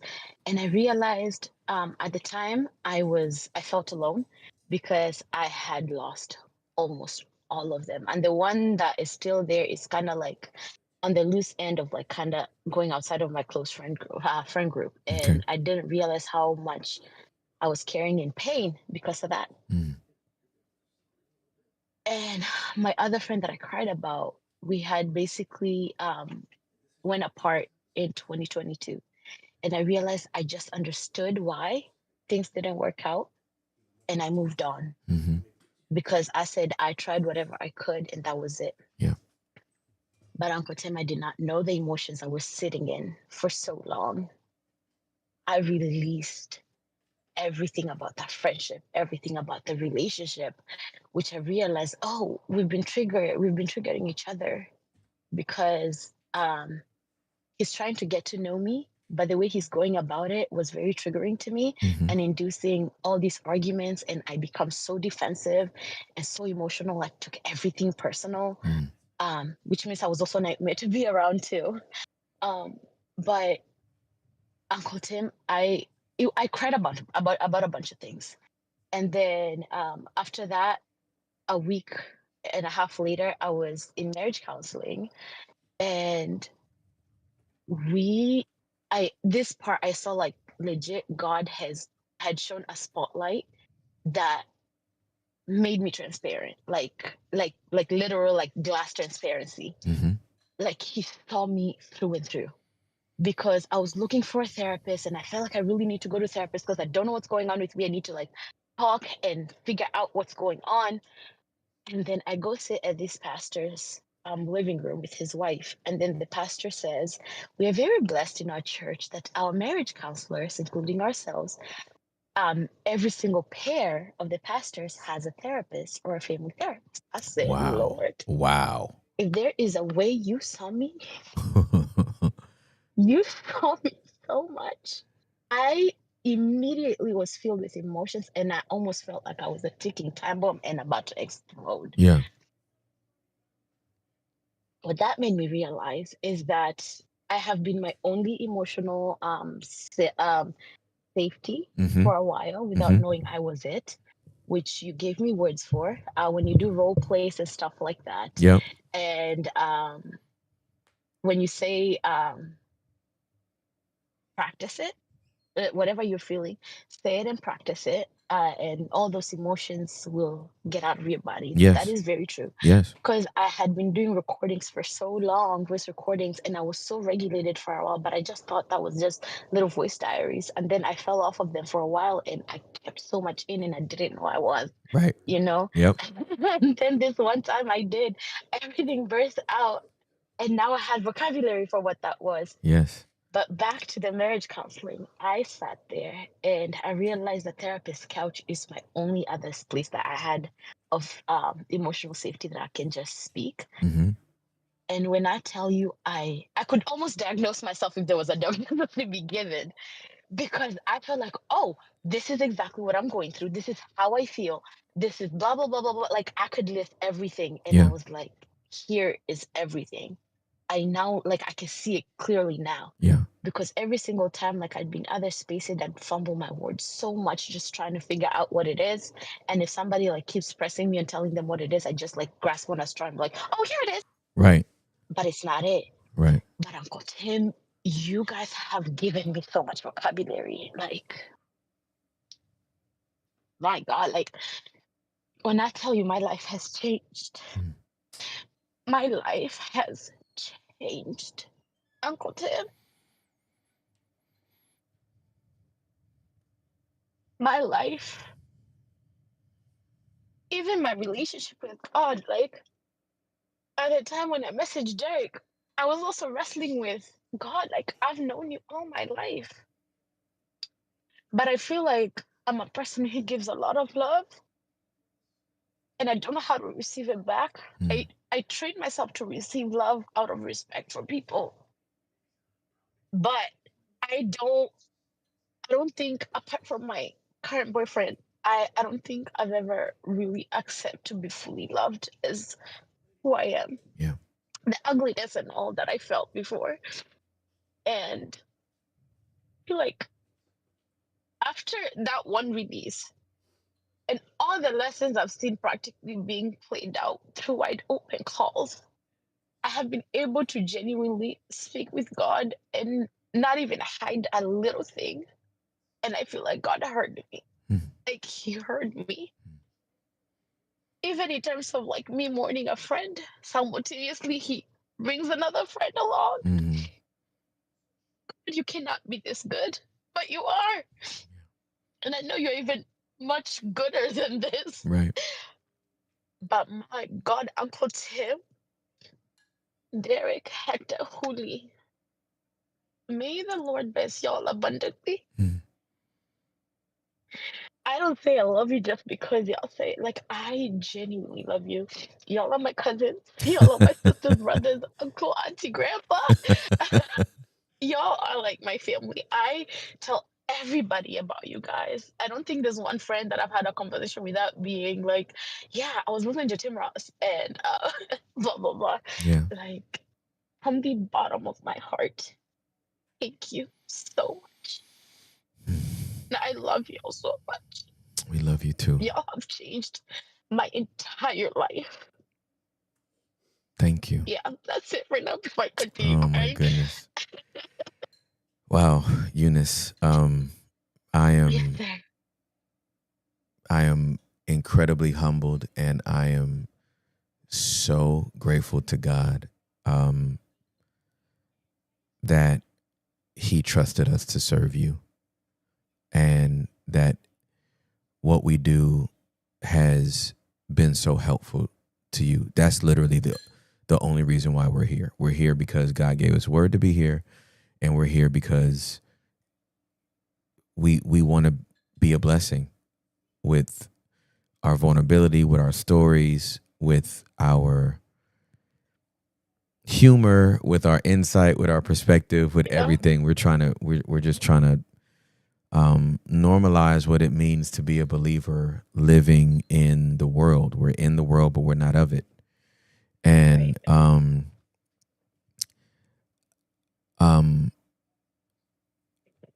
I will never take for granted a thank you. Yes, sir. We don't expect thank yous. We don't demand thank yous. Yeah. But I'll tell you, when we get them, it is incredibly meaningful. So thank you so much. Thank you for saying thank you. Thank you. Like, to get a I can call say that it a just says, million yeah, times. to get a call that just says thank you is special. It's very special. So thank you so much. Thank you so much, Uncle Tim. Yeah. I absolutely love you guys. I honestly have nothing else to say but that. And I can continue saying thank you a million different ways to you guys. Wow. So God bless y'all. Thank you, Eunice. Thank you so much. I love you, and that thank you feels good today. It feels good on a Tuesday. I tell you that much. Thank you. I And you appreciate deserve you. all of it. All the thank yous you can. You deserve so much more even. Thank you. Yeah. God Wow. bless y'all. Thank you, Eunice. Oh my gosh. Bye guys. We I love you. y'all so much. We love you Love too. you. Have a great week. Thank you. You as well. Okay. Bye. Bye. Bye. Oh my gosh. She just called to say thank you. Wow. And she didn't have to rent you. She You are did- loved and accepted as Tim. Yep. I didn't even need to be rented. I didn't need to go on the market. I didn't have to get picked by somebody else. I was just, it's beautiful. Hey man, to hear a thank you is just special. Wow. Thank you, Jesus. This next caller will be a follow-up. So you've had a conversation with, I believe, like saying Jamarcus, and they're calling back in for Okay. a recheck up. Great. Let's get it. Will be a follow-up. So you've had Hey, a Jamarcus, conversation you can go ahead and mute us, and you are now on with Tim Ross. Welcome to the show. They're calling back in. Okay. Recheck that. Great. Let's get it. Hey, how you doing? Doing well, man. How about yourself? Can you hear me? I can hear you. Yes, sir. Can you hear me? I'm good. How you doing? Yes, sir. Yes, sir. I can hear you, Tim. How you doing, brother? I'm doing fantastic, bro. It's good to see you. Okay. I'm good. I'm good. Man, I want to just I wanted to reach out and do a follow-up call. I think I called you guys a few months ago. Remember I was telling you about I had an eye injury. I think in 2017. Yes, sir. But then the conversation when me and you talked, I was telling you about the issue with my former pastor and the church and things like that. Yes, sir. I've been really meditating since that conversation I had with you, and I actually drawn up a letter. I haven't presented it yet Okay. because I really hadn't been back to the church. I had a surgery a month ago, and but I hadn't been back to the church yet. But just me and my wife have been praying, and we've been constantly in conversation. And I just had a conversation with God 3 weeks ago, and I just asked him for some things. And man, I tell you, when you sincere in the heart, God would move in ways where you know it's nobody but Him. For sure. So I was praying and asking God, for where do He want us, where direction does He desire for us to go Mm-hmm. as a church family, Mm-hmm. and for my family to serve and things like that. Um, and it was this particular church in mind, and getting on here. It was this particular church in mind that we had sought out. And I'm gonna be honest, I had issues because of I don't know how to put it, but it's kind of diverse, but it's not as much, I guess. And I guess that was something that I couldn't control first and Mm-hmm. foremost. So I had to really leave it alone. But I was more so hung up, Tim, more on what people was gonna say Mm. um, to us or about us from the people that we was connected to from Mm-hmm. our old church. Well, Mm-hmm. from the church that we still actually members there. But me and my wife have the same feeling, and some other people too as well. But I was praying to God, and I would ask Him. I said, God, I really want you to bless us to get somewhere where my 12-year-old can serve and worship, and where my 20-year-old can serve and worship. Mm-hmm. And so I had surgery. Um, the last time we talked, I was telling you about my eye and everything. Well, I had to lose the eye. Okay. So on the 15th of July, they took my eye out, and right now I'm just healing up, and I'm bandaged up right now because Sunday I was doing pretty. And I think I'm still doing pretty good. But Sunday we went to this church that I'm telling you about, and I've been in the ministry since 2017. And Tim, this past Sunday, I had an experience with God that I never experienced. Mm-hmm. Uh, and I knew it was going to happen. I felt it coming. Hmm. And I was sitting back there, and I was just like, if they sing one more song during altar, it wasn't even altar call. I said, if they sing one more song, then I know that's my key to go up Mm-hmm. and just yell and just give it all at the altar. Mm-hmm. And I couldn't hold it. I actually was just going down to just surrender, basically what I did. But it was like a moment I had as the prodigal son, because when I went down and tried to plead my case to God as I was kneeling down and praying, He wouldn't allow anything to utter out of my mouth but thank you and I surrender. Wow. And this happened for about 30 minutes. Wow. And when I say it was just tears flowing, I have no eyeball in this eye, and the eye's sewn up. But I'm bandaged back up now because when I went through that experience, I started bleeding real bad again. Mm. But I was just laying there, and this is the key part about it. I don't know who these other people were, but man, when I say people surrounded me, my wife was telling me that people surrounded me and was interceding and praying for me. And the pastor of the church, I felt when he came and he started to pray and he started to say that how the devil is trying to take my voice, and how God has blessed me with a voice for this nation and for this generation. And it's crazy that he was saying that because I told you I work two jobs. I'm a truck driver and I work for Nike part time. Mm-hmm. Well, at Nike, I work with a lot of young people, including my 20-year-old son. Mm-hmm.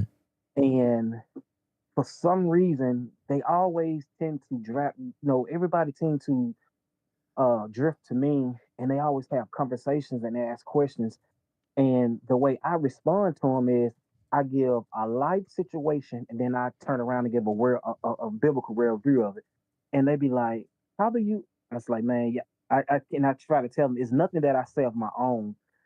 I thank God for giving me these examples and giving me these things that I've been through in life. And so I was sitting there, and when the pastor was praying that, a few weeks prior to that, my son had an experience. And when he came home, he was talking to my wife about it. He was just like, "Mama, me and some guys from work," because he'd been inviting other guys from work to come to that church. He said, "Man, me and some guys from work, we want to start a little small Bible group, and wondering would Dad lead it?" And I was like, "Man, I'm all for it." And I'm sitting here like, that's what you want your kids to sit around and be bragging about, and I was like, when the word of God said leave an inheritance for your children, people tie to monetary things, and that's fine. But I think if we will learn to teach them how to be servants, Mm-hmm. how to really follow Christ, I think God is more pleased with us doing that than leaving money that they may blow in a year or two. Wow. You know what I'm saying? Yeah, for sure. And so I was sitting there, I was just saying, God, thank you, and now, Lord, I surrender. And at that moment, Tim, I promise you, I had to forgive my old pastor, well, my pastor, because I hadn't officially left yet. I Mm-hmm. had to forgive my pastor for how things has happened over the years. I had to forgive family members for things that have been said and done to me from a child. I just had to. I had so much because for so long I walked around with false humility, if that makes sense. Mm-hmm. It's like I would tell people, "Hey, I forgive you," or I ain't letting that get to me. But nationality, it was eating me up inside, Mm-hmm. and I had almost with this surgery I just had. I'm gonna be honest, man. I was scared, and I went into a depression. And last week, my wife noticed it. She said, "You're not eating. What's going on?" And I couldn't answer her. And so when that happened Sunday, when we got home Sunday evening, we were sitting on the patio where I'm at now, and I was able to start talking to her, and she was like, "I knew it." And I want to just share with this with people: who you marry, and who you with, and if you following God, it makes the big difference. Because she was Facts. able to intercede and pray for me Yeah. when I was in a dark place, when I had drifted and slipped into depression, because I've been sitting at home since July with one. It's one thing to have an eye that you can't see out of that's still in your body, Yep. but it's one thing to have that eye taken away. Mm. You see what I'm saying? Yes, sir. And it's not even in my body anymore. Yes, sir. So it was just like how. And my biggest thing is what I look what I look crazy after this surgery. What I look and I was going into surgery. That's all I kept saying to them. And the only thing the doctor kept telling me is it, and he's still telling me is just trust me. He said the Mm. technology we have today, he said just trust me. So as of right now, I have a plate in my eye and in my face that's keeping my face from dropping Mm-hmm. and looking dreary or whatever. Mm-hmm. And they're actually making my eye. But he was just like, we're gonna have you looking as if you looked it before the accident or even better. Wow. And I understand that. I'm thankful for that. But the other part is I just thank you for being obedient because without wide open, without the basement, and like I said, I've been a dweller since your first interview Yes, sir. when you was in a basement, when you was somewhere in a building with Mike Todd, when you had the jean, when you had the cap on and all that, when Yes, you was sir. about to tear the line up with your Mm-hmm. fingers. Mm-hmm. Um, I've been a dweller since then, and the way you have spoken and the way you have shown to be um, authenticity and the way you have shown to love a wife like Christ loved the church, the way you have shown us how to parent. I made I'm in Horn Lake, Mississippi, which is outside of Memphis. It's a lot of people know you that don't know you. And Mm. they know that because I tell people everywhere I go, my mentor, Tim Ross, this is how I always give that example. And one guy put me to the side. He said, "Hey, man, when can I meet your mentor? Because it's something different about you." I said, "Man, they on sabbatical right now, but when they come off," I said, "This is YouTube, this and that." He was like, "YouTube?" And he was looking at me funny like, "Dude, are you losing your mind?" I said, "No." I said, "Man, if y'all," and this is the example I gave him. I said, "If y'all can believe in these crazy NFL teams, why can't I believe it?" You see what I'm saying? Facts. But I just Facts. want to say, man, thank you because your yes has allowed me, and I stand alone when I say this because the people that I used to interact with, and I told you my story the first time when I come from the streets and all that, I have a better relationship with people that's not, I guess, how do I say it? That they believe in Christ, but they're not following Christ. I guess that makes Mm-hmm. sense. I have a better relationship sharing the word of God with them, Tim, than I do with believers. Mm-hmm. Because one thing I found out about believers or church members, they are afraid to be vulnerable and be truthful. Facts. I have three guys. I got three guys right. Uh, these guys are so faithful to their wife. We went out of town back here a few years ago, and I was sitting around waiting for them to pick up the phone when their wife went to the store. We was in an Airbnb. I'm waiting on them to pick up the phone and start checking in with their side pieces, thing like that. And the third day, I asked them. I said, "Man, y'all don't." He said, "They was like, no." They like, "Man, bro, that's my wife." He's like, "I don't. We don't get it right, but that's my wife." Yeah. The other side of it, I went out of town with some church members, and guess what? They was checking in with their side. You see what I'm saying? Yeah, for And sure. so I'm telling God, I was like, I'll say, okay, God, how do you want me to steward this? Hmm. And he simply said, I chose you so that you can be a light in the dark place. That's right. They may not know me now, Right. but you keep living and you keep doing what you're doing, and they're watching you. That's right. So as they watch you, guess what? They're thinking about me. That's right. See, a lot of times we think the church is supposed to, and that's fine. But sometimes we got to understand what that word say, and we are the church. That's right. Meaning that we got to live this life That's right. so that we will share Christ with others in That's our right. daily walk.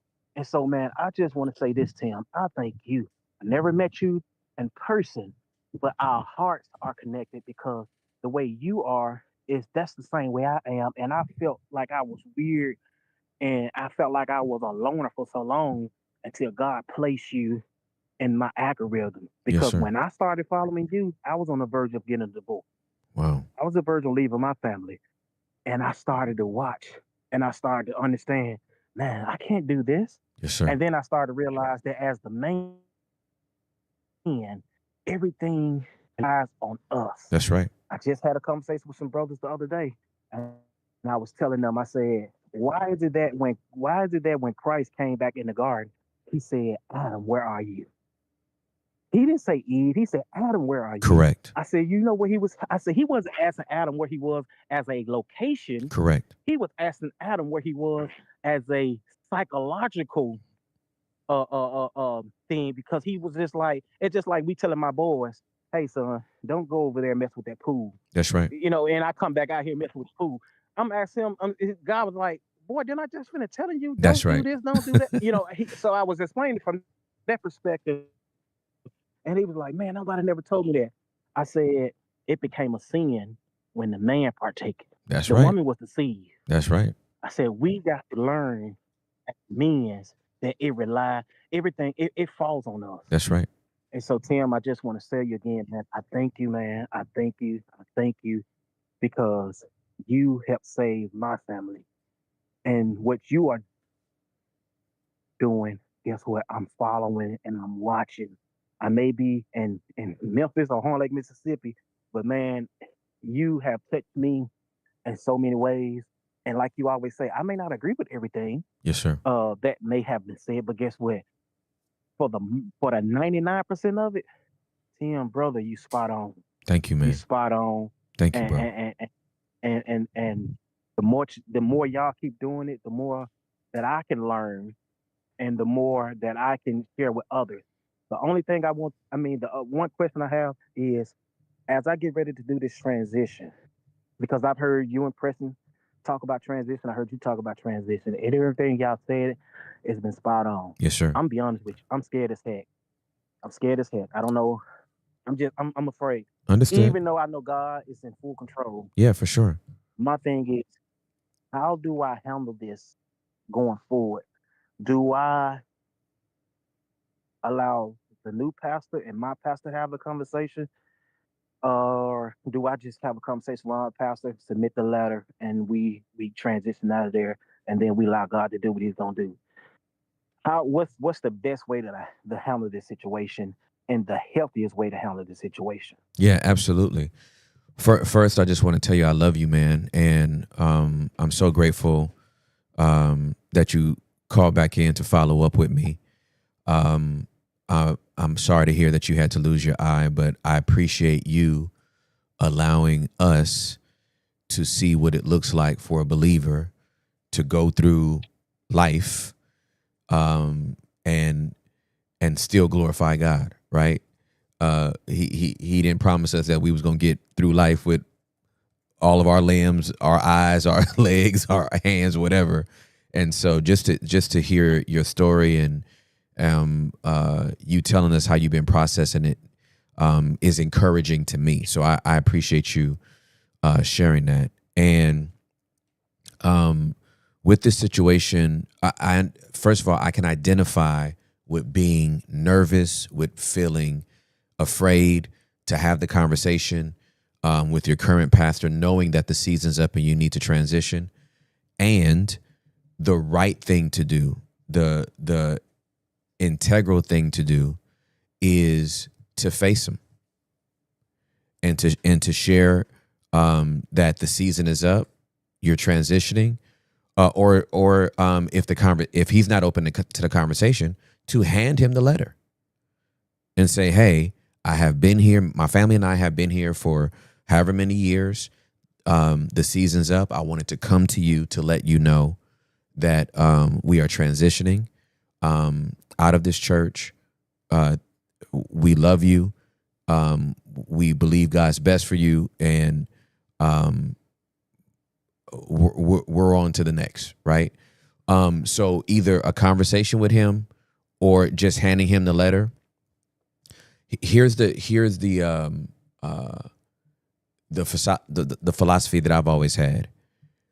I try to live my life in such a way that if you're going to speak negatively of me or about me, you're gonna have to make it up. Most of it's gonna have to be, yeah. It's gonna have to, most of what you're gonna have to say is gonna have to be made up. Because although you may not like what I said or the way that I said it, you have to respect that I told the truth. Yeah. Right? That's what I'm saying. Yeah. Crazy you said. Yeah. So you are not responsible for his reaction to what you say. Okay. You don't have to walk on eggshells. You get to tell him about this transition in grace and truth, right? Okay. And then his response, he gets to own how he wants to respond to it. He ain't got to respond nicely. And if he obviously if he has an attitude or whatever, or he says some hurtful things, yes, that's going to sting a little bit. But as long as you know, I honored God and I honored you because I came directly to you. I spoke to you. I handed this letter to you. And if I'm going to be your sermon on Sunday, that's between you and God. That ain't got nothing to do with me. If you're going to tell the rest of the church X, Y, and Z about me, that's between you and God. That ain't got nothing to do with me. So this is always about us being integral as men and going directly to who we need to go to, having the conversation that we need to have, and honoring God in the way that we communicate that. After that, the response that people get to have their own response. Okay. Yeah. Makes sense. Yep. One other thing I want to ask you, because I've been reading John 14. Tim, and explain this to me. Was the disciples dealing with an abandonment issue in John 14 when Christ was telling them that he won't leave them for orphans? Was they dealing with abandonment issues? What are your take on that? Yeah, let me go to it real quick. Because I've been studying that, and I got some conversation to have with some guys, with some young people who's dealing with abandonment issues, and I'm trying to get the scriptures down together that I want to use to shed light on their situations. Yep. And is it in the first part 1 through 14? When Jesus was on the top, when he said, "I'll go prepare a place for you." Yes, sir. Yes, sir. Off the top, and I'll read this again because that's what we do here. So I'm reading from the Tree of Life. Do not let your heart be troubled. Trust in God. Trust also in me. In my Father's house there are many dwelling places. If it were not so, would I have told you that? I am going to prepare a place for you. If I go and prepare a place for you, I will come again and take you to myself, so that where I am, you may also be, and you know the way to where I am going. Thomas said to him, Master, we don't know where you are going. How can we know the way? Yeshua said to him, I am the way, the truth, and the life. No one comes to the Father except through me. If you have to come to know me, you will know my Father also.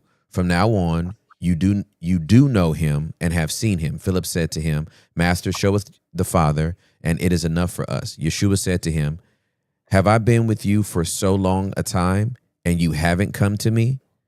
And you haven't come to know me, Philip? He who has seen me has seen the Father. How can you say, show us the Father? Don't you believe that I am in the Father and the Father is in me? The words I say to you, I do not speak on my own, but the Father dwelling in me does his works. Believe me that I am in the Father and the Father is in me, or at least believe because of the works themselves. Amen. Amen. I tell you, he who puts his trust in me, the works that I do, he will do, and greater than these he will do, because I am going to the Father. And whatever you ask in my name, that I will do, so that the Father may be glorified in the Son. If you ask me anything in my name, I will do it. Okay. So here's how I would answer that question. I don't know if the disciples were dealing with abandonment issues, but I believe Yeshua reiterates his promise to stay with them so they won't feel like they were abandoned. Gotcha. Makes sense. So to me, it sounds and feels preemptive. Okay. Like I am telling you what is going to happen, because the last thing I want you to think is that you're about to be out here by yourself. Gotcha. And he reiterates this in Matthew 28 at the end. He says, lo, I will be with you always, even until the end of the age.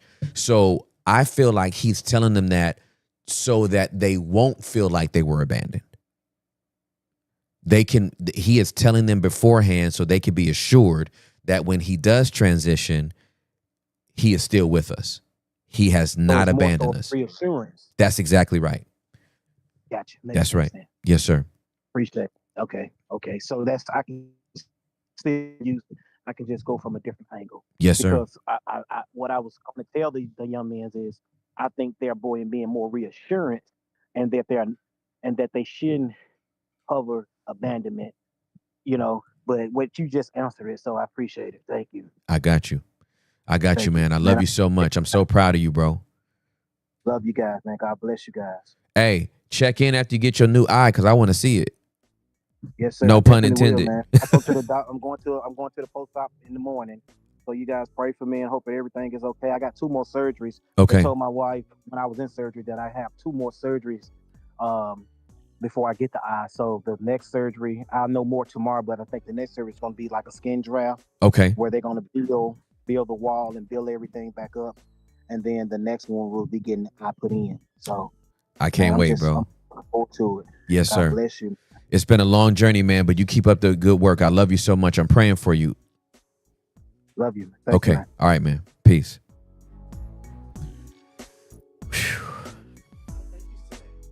A lot of thank yous today. I'm thankful for it. But man, I think what I'm so grateful for is just the opportunity that we have with people to, we literally, what I love about Wide Open is we literally get to walk through everyday life with people.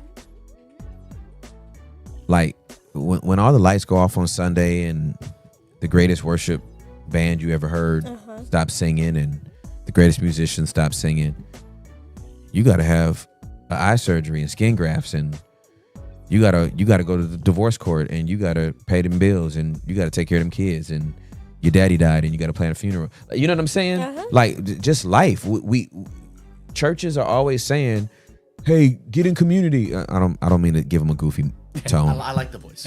You know what I mean? Hey man, get in community, man. We want to do life together. But you do Sundays together. Yeah. Well, and you can't be trusted either. You know what I'm saying? Like, yeah, it's like you don't do life and obviously I'm not talking about all church communities, because there's some good healthy ones. Yes. But a lot of them are like you're advertising, you're writing checks your butt don't cash, right? You're actually you're not, you don't want to do life together. You want to do Sundays together. That part. And when you say get in community, what you want is a strong volunteer base. Get in community. We want to find a place to serve. Getting in community and serving is two different things. Mm-hmm. Yeah. Don't try to make one sound like the other. Yep. Those are two different things. Yep. So if community is serving on Sundays, then you don't want to do life together. You want to do Sundays together. And that's just, if that's all you want to do, say that. Yeah. Right. Yeah. If you ain't gonna be there for none of my Monday through Saturday, just say we do Sundays together. Yeah. I'm cool with it. Like I'm not offended, but I don't. You can't do life with 2,000 people. Hell, Oh no. you can only get that in smaller groups, Yeah. and then it's got to be more than just going over the pastor's sermon. Like, man, I'm just okay. Tell it like it is. For real. I'm just saying, bro. Don't So be ashamed. Derek kept going. It didn't end. it's Let's get it in hilarious. soon. All right, do we have another caller? Yes, Nikki, welcome to Wide Open. You're on with Tim Ross. Oh my God, Nikki, your smile is gorgeous. Good morning. Thank you. Hi, Nikki. Have I seen you How before? are you?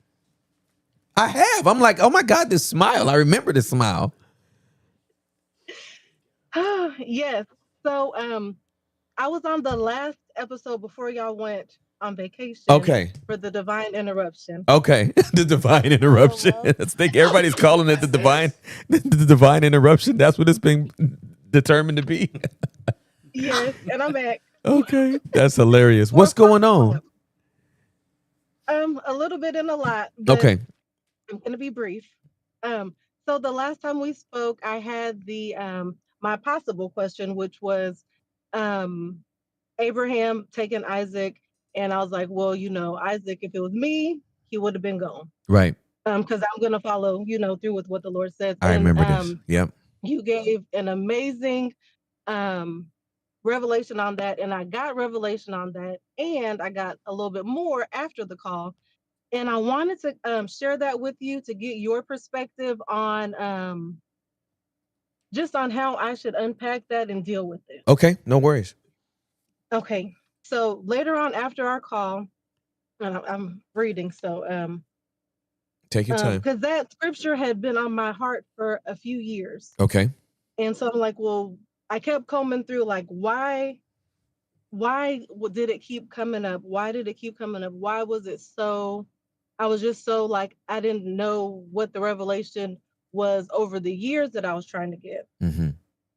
And I realized that it was guilt and condemnation because I'm combing through my life thinking, well, did I miss the ram in the bush? Mm.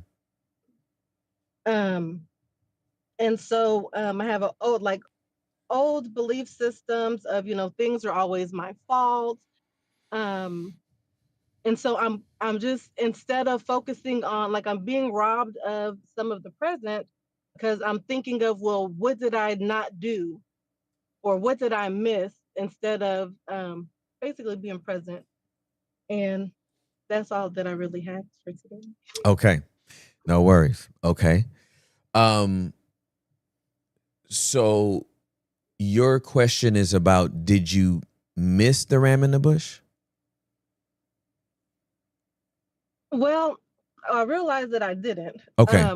But just the guilt that follows that of me not being able to enjoy the present, because I'm really a future focused person. Yeah. And but now I've been combing through like, well, I know the Lord said this, and it didn't turn out like I thought it was going to turn out. Mm-hmm. So did I miss something? What did I do? Right.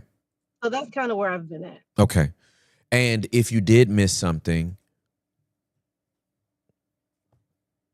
what did it cost you? Yeah. Yeah, peace. Cost you some peace? Okay.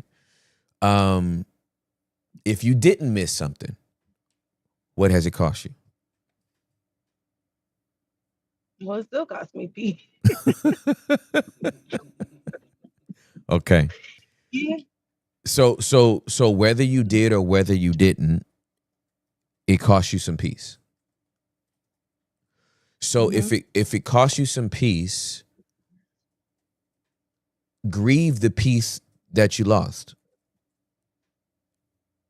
and then move on. Okay.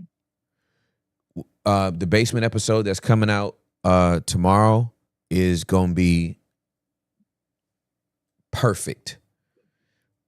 Please don't miss it. We recorded it yesterday. It's going to be perfect. Whether you missed it or you weren't present to enjoy it, grieve what you missed and then move on. Because that's the only proper recourse to it. Okay. Let's go. Let's go to Samuel. Okay.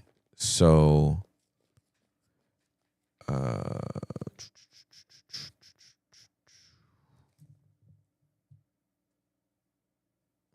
first, that's 2 Samuel. Okay. One moment, please. Okay. So 2 Samuel chapter number 11.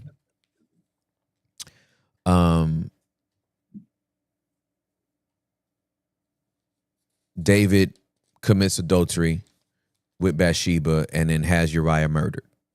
Okay. 2 Samuel 12 is when the prophet Nathan confronts David. Okay. David is confronted. Nathan lets him know that you are the one that has sinned. David confesses that sinned. The child that Bathsheba is carrying and gives birth to is sick, and David fasts for the child. Okay, so I'm going to pick this up. I've just basically summarized 2 Samuel 12 verses 1 through 15. Okay. Then in verse 16 it says, David therefore sought God for the child, and David fasted and went in and lay all night on the floor.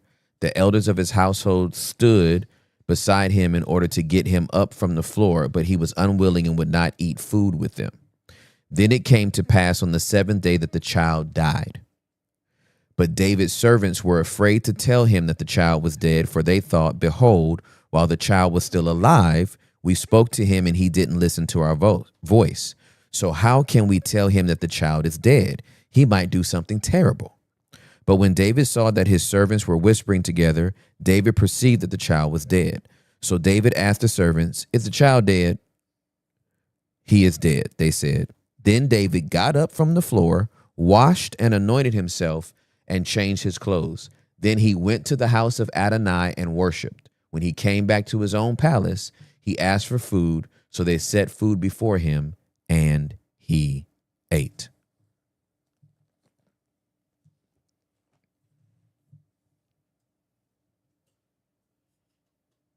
What else he gonna do?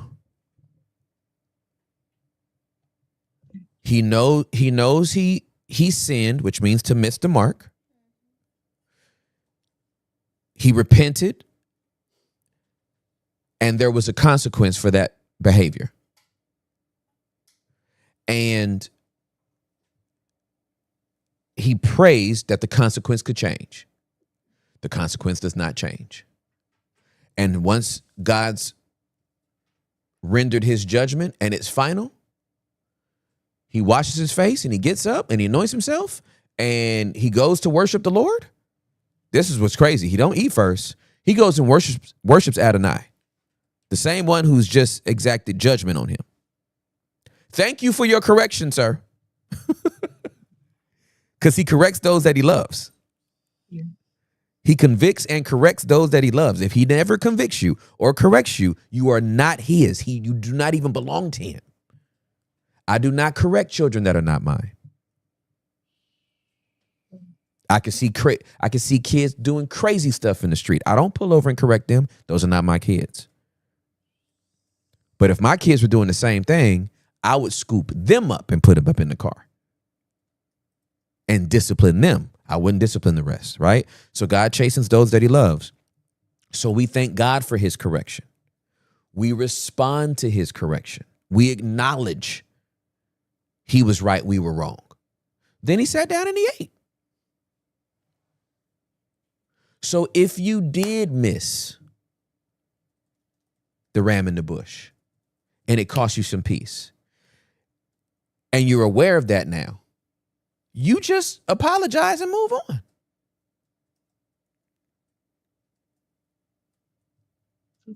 This does not have to become the lingering narrative of your entire life.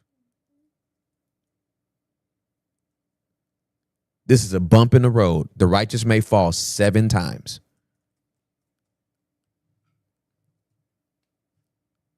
So that's my encouragement to you. Okay. Thank you. I received I it. hope have it's one encouragement to other- you. I don't want to assume, but I hope it's encouraging to you. Yes, it is. Okay, It's what I needed. good. The other thing that I have, which is nothing to do with this, for those of us that don't really do Cash App, Venmo, all of those things, do y'all have like a Zelle email or something that we could contribute that way? I know yesterday there was like a new thing. I wasn't sure if that would be better than Zelle. Yes, it is actually. It's like Okay. that link is actually going to replace Cash App, PayPal, anything else that we have out there. So we'll send you that link directly, and yeah, I appreciate all of you all that have a heart to give, and we have a perfect place to steward that now. So Derek will send you the link as soon as we hang up. Okay. Perfect. Well, that's all that I have. Thank you all. Love you guys. We love you. Thank you so much for calling. It's good to see you again. You're welcome. Have a Thank great you. day. Same here. You too. Okay, bye. Bye. I'm gonna tell y'all right now, I love what I do. I don't care what nobody says. I don't care. I don't care. I love what I do. I do. Like, I'm just like, oh my gosh. Oh my gosh. Timster. Yes, sir. First off, I love you. Yes, I love you too. Quick little insight. The basement episode dropping Wednesday, tomorrow night, is magical. Like, please, everybody needs to tap in Yep. and go watch it. Because what you just said, I am experiencing that right now. I had a really good convo with the team yesterday. I was very vulnerable. Yes. Some would say it would be an uncomfortable conversation, but because I know I'm so safe, I was very, course. very regulated. Good. It I'm felt grateful. normal. Yes, It good. wasn't like a really big deal in a sense. Right. It felt normal to get out what I'm going to share that's on the episode tomorrow. So what you just shared was really nice to hear, because after I got that out yesterday, which y'all saw me, you experienced me, I really was coming across a little more perplexed, like Yeah. wrestling. Yeah, of course. And then Derek gave me a call on the drive home. And then I went home, I worked out, ran the whole 9. And it just felt, I feel what you're feeling now. Yeah. I don't know what that is, but you talking about assignment compared to or versus a desire, I felt that, and I have joy around that. So that was really encouraging, especially for like me in my age. I'm going into my 30s now. Yes. I'm 28, but I'm Yeah. going into my 30s. So Yeah. it's very encouraging. I don't think it's just encouraging for people who are in their 20s, but it could be for anyone that with anything that has to do with transition. That's right. So Yeah. I just wanted to share that and really tease. Tomorrow's episode's amazing. Members Yeah. get it right after this too. Yeah, that's right. Right after this, yeah, it's yeah, uploaded. yeah. For all of our members, the basement episode drops just for you right after this episode. I do want to take this time to say, and I'll say it at the end of the show as well, we will not have a wide open tomorrow. I have to participate at a leaders conference that was on the books before wide open was a thing. And so this is one of the last assignments that I have during the week for the rest of the year and beyond, because I've turned down everything new that is on a weekday, because I'm like, I'm so sorry, I I have a radio show. I don't even know what I'm calling it. I don't know Daily what I show? say. I have a daily. That's what I say. I have a daily show. I'm sorry. I have a daily show. I can't do that. Well, we get you here. If you can't get me back, if I can't come after the show and be back before the show, I can't come. You know. So, but this was before we made a decision to make this a daily show. So we won't have an episode tomorrow, but we'll be back on Thursday. But yeah, I this basement episode is probably my favorite episode for the whole year. It is hands down. It's amazing, dude. Yeah. I am lucky because I got to edit it and Yeah. I watched it last night with Joanna. Wow. Are you a member? It's funny that you mentioned that because we are. Joanna's a member and I'm a member. Bro, we are funny. Reinvesting. It's like we believe in it. Tim's a member Tim's too. a member I am. too. I am. I am. I am. Yeah. But it was that message was for Joanna too, so I wanted to share it with her, and she was right next to me. Wow. And we got through like a majority of it, but we ended up pausing it and we're processing it together because it was so affirming and it just like, I love you, man. You're a one of one, bro. Thank you, man. Yeah, we love you, dude. I love you too. You're a great leader. Great. I love you guys. Love you guys. Can I Big have time. $5? Can I have $5? Some ice cream later. I'm so glad you reminded us about tomorrow because my mommy brain already forgot. I would have showed up. Oh yeah. We would have showed up, bro. Pull up.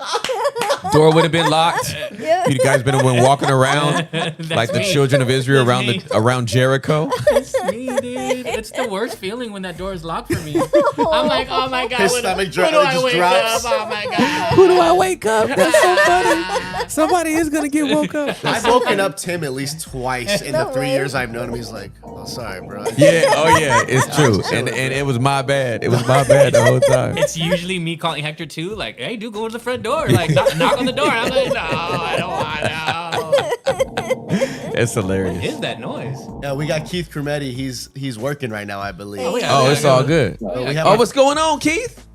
Oh, Theo, how you doing, Theo? I'm fantastic, bro. It's good to see you. Hey, good seeing y'all too. Oh, Hermano, Hector and Hermano, Derek and Hermana. Yeah. There you go. Yes, Yeah, sir. let's get it. Yes, Let's sir. get it. I'm on. Muy on my bien. Duolingo still. Vale. Muy bien. Muy bien. Oh, yes, sir. Yes, sir. I'm calling. I'm calling back. Yes, sir. Last time, I was calling about. I had like my masturbation problem, Mm-hmm. and calling with my wife. No, sir, we ain't got none. I'm sorry. No worries. Same customer. Yep. but yeah, and I was calling about my wife. She like was having trouble saying "I love you." Mm-hmm. And still we were working through that, and I just want to give an update on like on my pornography problem. I was doing good. I went as long, like longer than I ever been. Okay. I was like 3 months out. Yeah. Like, and like I'm thinking now, like I'm good. Like I'm Gucci, and so and then me and my wife, we found out she was pregnant. Okay. And so yeah, we was happy about that, but unfortunately, she ended up losing the baby. Oh, I'm sorry. Yeah, and that kind of just like messed with me, and it kind of like I was trying to like do how you do, and like grieve like properly. Yes, and sir. Grieve like in a healthy way. Yep. I was trying to, and but I was I guess I didn't have all the tools I needed to do that. Okay. So I started doing stuff. I started masturbating again. I started just like I was shutting out. Yep. The world. I was shutting out my brothers, but they were there for me, and like I was shutting them out, and I was shutting out, my wife, and I was confused and everything. Mm-hmm. I was like, I was thinking of all the good things of like, the baby shower. I'm an anime nerd. I was like, yeah, we're gonna have an anime team. Mm-hmm. I was like, real, and I was like, dang. I was like, I like my baby and baby quality. I like they gonna be like around the same age and stuff. I was like, yeah. Wow. I was like, dang, I was really excited. Yeah. And then that happened. But for now though, that was like probably like 2 months ago. Okay. But not 2 months. That was like a month ago. Okay. But so I started, I guess healing. Like I'm healing now. Okay. Like and I really do feel like I feel God put something in me. Like 'cause I had like a bad 2 weeks, and then I kept as I was going through it, I kept quoting the scripture of the apostle Paul, where I can do all things through Christ who strengthens me. Yes, sir. Like that, because I know that's not. I used to like interpret it different, like thinking I can just go do whatever I want to do. I'm sorry, did y'all lose me? No, I'm here. Oh, no. Okay. But and I was thinking I can do whatever. Like I can go fly or be an NFL star or something, but me not knowing like saying I can go through anything or I can. Cause he was saying it, I got the deep understanding. Or he was saying that on his prison and stuff, and I just felt that I was like, yeah, I can do hard things as you say. Yeah, for sure. I can make it through this. And it's like God put like a battery in me, and like for me and my wife, like now like it's I was thinking like, was that part of God's will? I'm like how? I don't understand. And like just going back to what I heard about with you, like what you say, like we live in a broken world. Yeah. And so we're saying we're gonna have some unfortunate situations. We're gonna have to go through some terrible things. That's right. Some things God don't want us to go through. That's like right. I'm not saying he like you say he just got a thing. Right. Like saying I'm gonna make him go through this horrible thing. No. Character development. That's right. And like so, I'm grateful for you, like because that helped me understand and helped me like really see like even though it wasn't God's will for me to lose my baby, he can use that, or he used that for his good, and he can use that, like something good can come out of it. Right. I can find something good out of it. Yeah. And so I started looking for that good, and it's like, I don't know, God just like he woke something up in me of he basically I was just being the best person I could be to my wife. Mm-hmm. And now she says I love you. Now, wow. It's crazy. Like dang. I know that wasn't like the reason why my child died for her. And like I know that. Right. But God can use that. Yeah. Like I understand that. Yeah. And so so he used it and like now it's like I felt God like telling me to like now because I work at the post office of course, but I feel God telling me like I know this ain't all he has for me, and like I've been like into acting and modeling lately, and like and I've been doing that for like a year, and but I felt God telling me like I can really do that, but I just have, and I'm 30, and I'm thinking like I was trying to knew about when I was younger, but Mm-hmm. I guess I'm stuck at the post office because I'm 30 years old. I'm too late, whatever. But I feel God telling me like nah, like take care of your body, take care of your temple. That's right. Eat right, like meditate in Him, and like as you say like stay low, but He can take me high. That's right.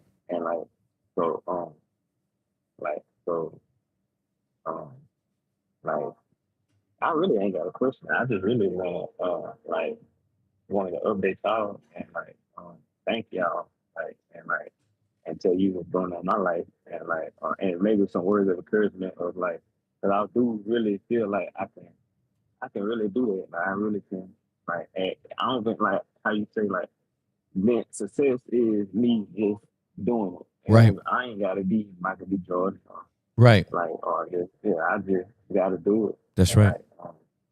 and like so like and I'm asking for prayer too as we grieve.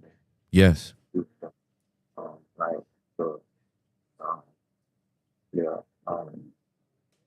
so really that I I'm so nervous I'll be losing my train of thought as I Nah, talk. man, I'm tracking with you, Keith. I'm tracking with you. Thank you, bro. Well, first let me just say my condolences on to you and your wife for having to walk through that season. Juliet and I have been through it 3 times, and that is a major loss that requires a lot of time to grieve, and I can understand in that scenario why the temptation for porn came back and why the temptation for masturbation came back. So give yourself grace for turning around when you were grieving, because when you don't have words, again, we're going to act out when we don't have words. And then my encouragement to you is I'm so proud of you for allowing God to speak to you in the middle of that and encourage you that you don't have to do that your body is the temple of the Holy Spirit. And success is walked out daily. Right? We're not trying to walk in perfection. We're trying to walk in grace. And his grace is sufficient for us. If we walk in grace, we're going to always be going in the right direction, right? And because all things do work out together for the good to those that love God and are called according to his purposes, he can bring good out of bad. And for whatever reason why this happened, which is so normal and it needs to be talked about, miscarriages happen more often than we discuss them in society, period, let alone in church. But it sounds like your wife's heart was pricked or softened or became more tender as a result of going through this experience, and she realized her bond with you in a way that made her voice those words that were difficult for her to say, which was, I love you. And we thank God for that, right? We don't thank God for the way it came about, but we do thank God that her heart became tender and she was able to express that to you. And so I'm just thankful for the way that you're choosing to live, that you're actually doing the work. And this is all I've been talking about, and all I'll continue to talk about, is when we as men do the work that we do, we heal the entire family. It's like, I don't care how empowered a woman wants to be, she does not want to be a man. Women want to be empowered to be women. They don't want to be empowered to be a man. And so when a man allows the power of God to empower him to be who he is, his woman is automatically empowered to be who she is. And the family unit is strengthened. So you keep that energy. Keep doing what you're doing. You know what I'm saying?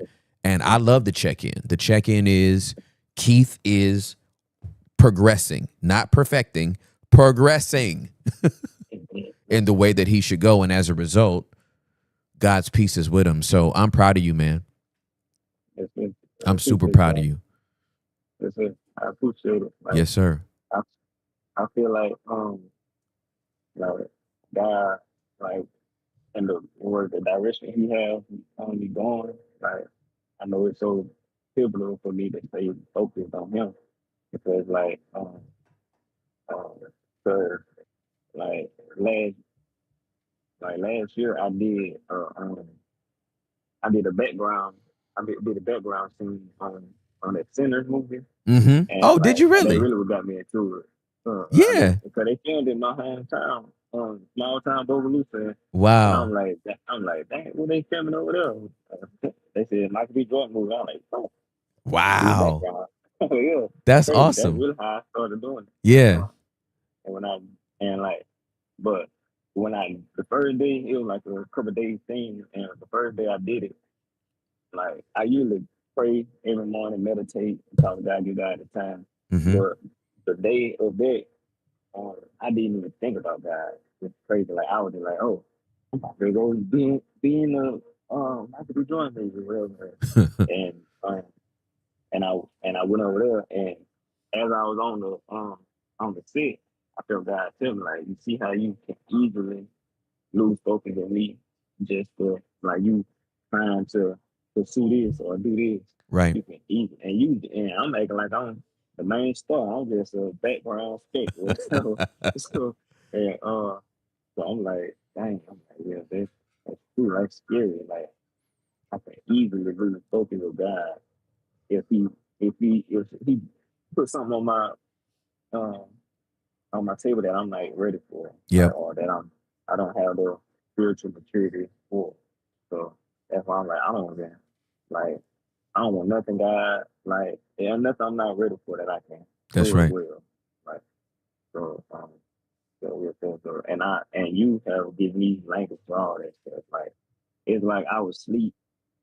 Like I started listening to you. I think I was what you started in 22, 23? And I started this one when the In podcast 22. In 22. 22. Yep. We started in July of 22. You know, so I was 27, and it's like it's like I was asleep for 27 years, and when I started listening to y'all, I woke up. Like Wow. it's crazy. It's crazy. Like I was so like I was darn near a narcissist. Like, but I thought I was a good person. Yep. Like because everyone around me was telling me like, oh, I'm a good person or whatever like that.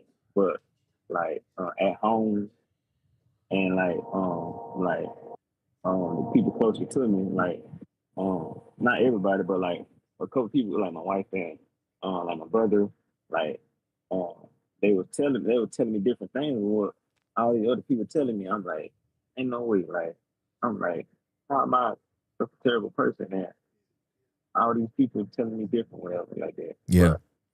But it's like you said, that mirror, like your wife, it's like That's right. you looking back at you. That's right. I'm like, and I started actually listening and taking in it instead of like brushing it aside, whatever. It was like, and so I appreciate y'all. Yeah, I man. love y'all. Like Thank you, I know bro. like the impact you having, but I feel in small town Louisiana, like you reaching us all the way over here in the bayou. Like Thank you, bro. like you reaching the whole world. Thank you, man. No, it's our honor to serve you, man, and I'm so grateful for you. And I wouldn't want to be doing anything else with this season of my life. I wouldn't want to be doing anything else. It's my honor to serve you, bro. Okay. Appreciate that. Yeah, man. Thank you, bro. I love you so much, bro. Thank you for calling in, Keith. Thank y'all. All right. Hasta luego. Hasta luego. Ah, yes. Hasta pronto. Hasta pronto. Ciao, ciao.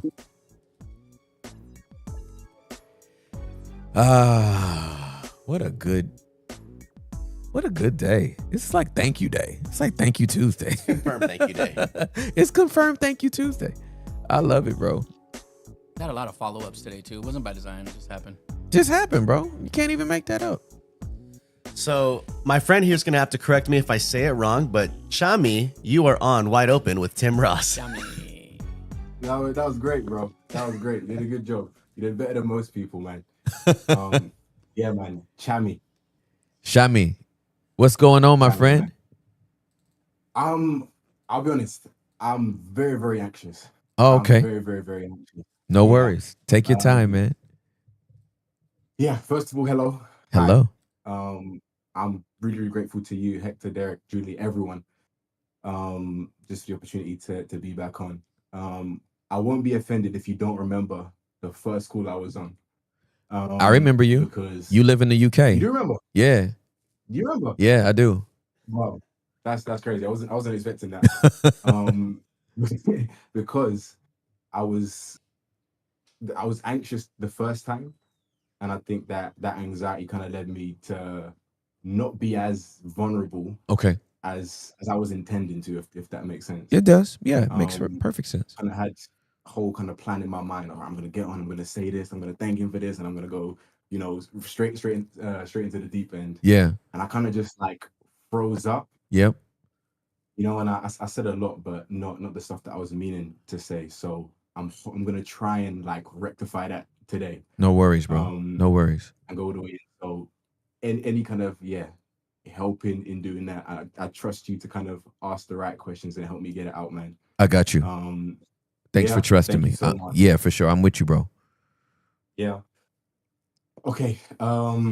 So I'm not sure if you remember my age from the last time. I'm 22, so fairly young.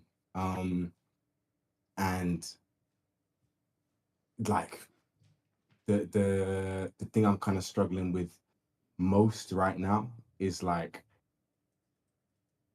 I feel like I've completely lost faith in the church. Okay. Like I have, through doing the work myself in therapy, all of this stuff, Mhm. through this show. Mhm. I've watched every episode, every sermon. Yes, sir. um I have no issue trusting God. Mhm. Really. I think that's partially like the gift of faith. I'm very happy with where like my relationship with the Lord is, but when it comes to people, I just I don't know, man. Like it's some bad experiences. It's hurt. It's bitterness. It's disillusionment. Um, but I'll tell you a bit of my testimony to give you context. So I got saved at 17. Okay. Neither of my parents are believers. I got saved in my bedroom by myself, and I didn't go into a church until a year after that. Okay. And I was kind of praying every day. I was part of TC Nation, watching sermons every day. Mhm. I've been in therapy like since I was like 8 years old. So I Okay. was, doing my work from a very early age. And then fast forward to when I ended up showing up to church, I guess I kind of, I don't want to say I was naive, but I just, I was kind of new to the whole God thing, and I had an idea in my mind that it was going to be a certain way, and that there wasn't going to be any flaws or issues or messy like people stuff, because this is God stuff now, and it's going to be completely different. Mhm. And because of like gifting, whatever, I got kind of like fast tracked into a leadership position. So by 18, 19, I was a youth leader, young adult leader, part of the core team, leading on like Sundays, leading adults, doing all kinds of stuff. Um, but so and then God gave me a word going into 1 year, and He said, like, Chami, you've like reached a position publicly that you're now like striving to maintain privately. Like, you're playing catch up in your private life. I need you to stop doing that, because everything I do in your life is going to come from the inside out, not the outside in. Yes, sir. And then from like watching your stuff, I learned about confession and vulnerability and authenticity, and I was like, all right, cool, fantastic. This is the next step. I went to confess to like my leaders, friends, that I was having premarital sex, and just just to kind of open up like my whole life, like tell them everything. Yeah. And I did that, and from that moment on, my life has not been the same. Like that was in 2023. I've had friends turn their back on me. I've had leaders like kind of take away, you know, positions, and people just look at me different. And from that moment, I've kind of just been like in limbo, you know, trying to like reconcile what happened with, you know, what I know to be true about God, trying to like rationalize it and take ownership of my behavior and accept consequences, but then also, you know, not like invalidate myself in me kind of Right. feeling like the betrayal and all of these different things. Mm-hmm. But so yeah, I don't necessarily know if it's advice that I'm after or just kind of like containment, attunement, understanding. But Yep. even 2 years later, therapy every week, you know, like honestly do it, like trying to do my work, I still just feel lost. And it's at the point now where I don't know where to go. Yep. I don't know what to do. Um and yeah, it's like I can feel I feel stuck, Mm-hmm. and I'm kind of imploding, Mm. and I look awfully similar to the person I was like before I met Jesus, and my life changed. You know, I'm you know, like drinking and another bad habits, premarital sex, all of these different things have like slowly crept back in. Mm-hmm. And it's like I'm looking at myself like, how is this even happening? And I'm almost kind of in a state of shock in disbelief, man. So yeah, sorry to go on, but that's kind of like the context of the situation. And I just, yeah, like I said, it's like containment, Yep. attunement, and just some advice, man, because I honestly feel lost, and I don't quite know how to get out of this position that I'm in. No, man, I respect you so much. And I love you. I'm so grateful that you trust this space to process. And I feel um I feel sadness around Yeah. what you're going through right now. I can attune to that. And I think I have a little bit of anger too. I'll ask some questions to make sure that my anger is not misplaced. But I'm like, oh man, I feel very disappointed in the church that you were a part of. Yeah. And I feel like they had a huge opportunity and they swung and they just missed. Yeah. Like missed so much that they threw the bat into the stands, right? The bat just slipped out of their hands and flew into the stands, right? And knocked 5 people in the head, right? Man. I'm really bewildered by how any church or religious institution that calls themselves Christians, believers in Jesus, tells people to come as they are, tells people to repent, confess, we're a community, we're here. They believe it in theory. But when somebody actually exercises their right to do just that, Yeah. all of a sudden we don't know what to do with that person. And do you know what's crazy as well?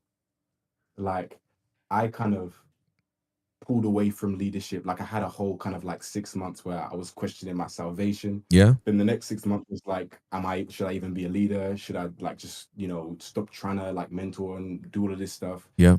Got over that. And like, I've still tried.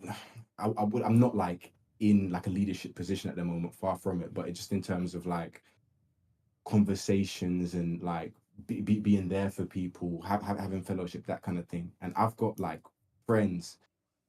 So, for example, like like the youth pastor at this church is my friend. Okay. and I've sat down with him, had a conversation with him, one of these guys, and like he's spoken to me about like on holidays where he's, you know, like got drunk and been clubs and having parties, this kind of thing. He's shared with me that like his public position is premarital sex is sinful, but his private position he's not really sure if it is, and he has kind of questions. And like he as a friend, I'm hearing him and I'm like, all right, like I hear you, bro. Like I'm not judging, but I'm like, hold on a minute. Like do you get it? Like something's not right. Because like what even when I was having like the premarital sex, I knew I was sinning. Right. Like there's no part of me that's like that thinks this is an okay lifestyle. Exactly. Right. But like the whole like public position, private position thing kind of threw me, and that was a leader. Right. There's other young adults who are at that church. I'm the person that they feel safe enough to come to and to confess and be vulnerable and talk about this stuff. But they've never gone to leaders at this church about it. Yep. And then like that's another thing that confuses me, man. Yeah. I don't know if that. Yeah. I guess that's just more context, but and I appreciate the context. What you're dealing with in that situation, in that scenario, is leadership that is duplicitous, creates an atmosphere where parishioners do not trust the leadership. Here's the thing about culture. I try to tell this to leaders all the time. People are smart. Yeah. People are smart.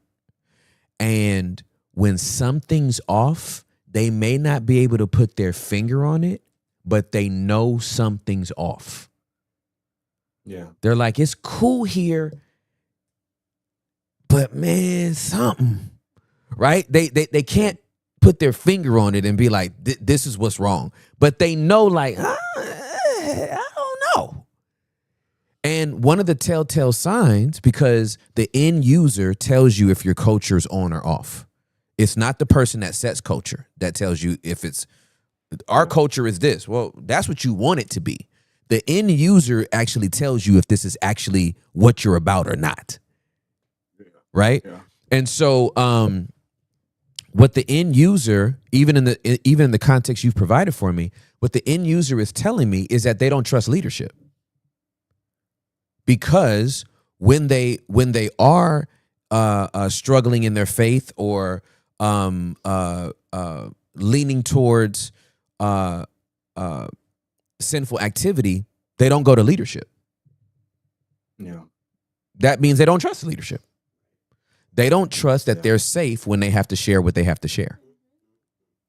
Yeah. You experienced it firsthand. Right? And everybody else intrinsically is like, I'd rather talk to Shami than to talk to anybody else around here, right? So that makes me angry. That makes me angry. And that's the church you never want to go back to. I know you're not done with the church. You're done with that church and every church like that church. Yeah. And any church that would even give you the inkling that they are like that church, you're going to be like, fam, I'll just stay home. Yeah. I'll be an online parishioner before I ever walk back into a church that cannot hold the tension of my salvation and my humanity, which is crazy to me that they would not be able to do that when they preach from scriptures every weekend with human beings who did that. Yeah. We have no problem teaching on David. We have no problem teaching on Peter's anger. We have no problem teaching on Paul and his thorn. We have no problem teaching on Abraham and his faith and lack thereof, and Gideon and all of these different people and Samson and Saul.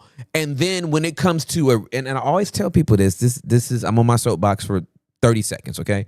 Go for it. Yeah, bro. Like my issue is we have grace for those that we read about, but not those that we see in person. We can deal with David's duplicity. We just can't deal with yours. Yeah. Now, 2,000 years from now, if you're dead and gone and then you're written about and we canonize it and make it holy writ, then we'll be like, Shami had a struggle and he had premarital sex, but God still used him for his glory. And saints, God knows how to take our trash and make it treasure, right? We can turn it into a sermon 2,000 years later, but in real time, I don't know what to do with him. He just can't lead right now. Hey, stop talking to him. He slept with somebody. Yeah. Oh my God. Whereas if you had a bad wife and David wanted her, you would be killed and you would still bow and call him king.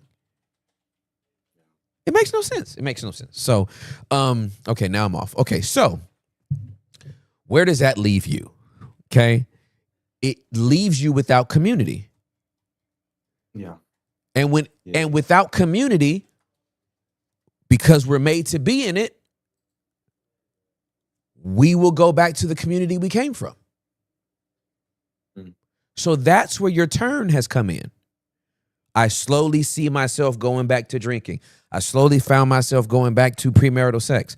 That was the community you came out of. Yeah. It is our default setting that if we are not aware, that turn happens almost subconsciously. Because you got to remember, we were born in sin and shaped in iniquity. Right? So there's only one place for us to go if we're not going to be followers of the Spirit. We go right back to the flesh. We were born into it. So I'm not surprised by that. It does not shock me. What you get to practice in this season is anchoring yourself in Christ, even when community is scarce. Because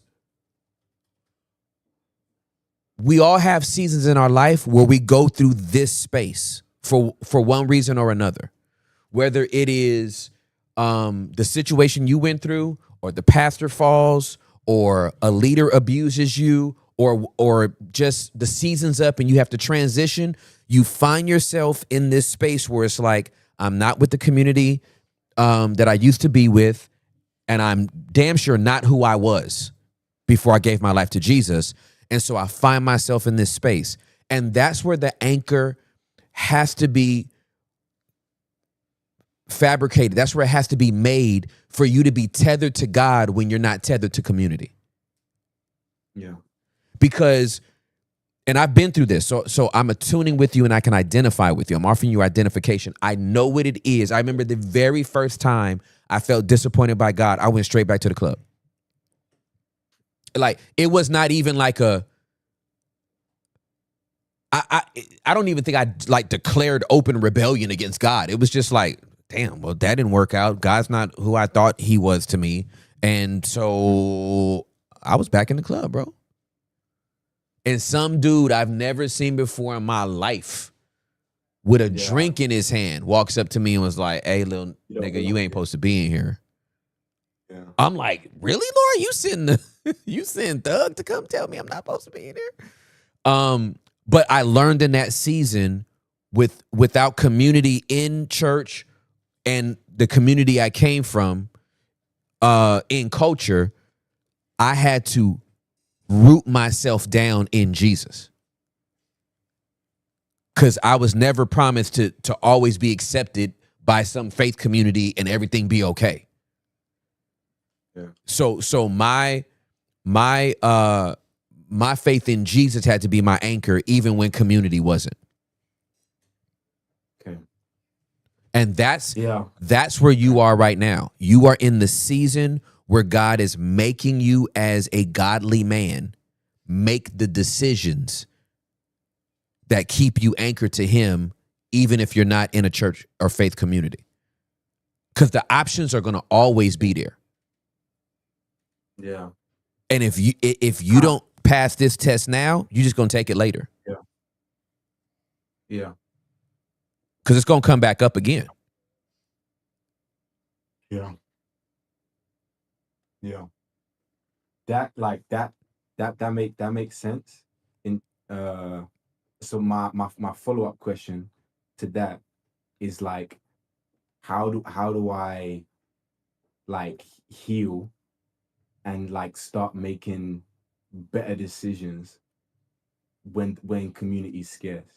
Absolutely. Like, because you get it, because like I want to do the whole like horizontal confession thing. Yes. But I'm just like I don't even kind of know how to even approach that. Yeah. Well, bro, you're doing it now. Yeah. Like this is the life hack that people. Ooh, I'm so glad you called today, bro. I'm so glad you called today. It don't take 10 people to heal. Jesus had 3 people with him on the Mount of Transfiguration. He had 3 people with him in the Garden of Gethsemane. Yeah. You don't need a whole squad. Yeah. Where 2 or 3 are gathered, there he will be in the midst. So if you can get 2 or 3 people to connect with you and rock with you in this season, whether that is in person or virtual, you are healing. Yeah.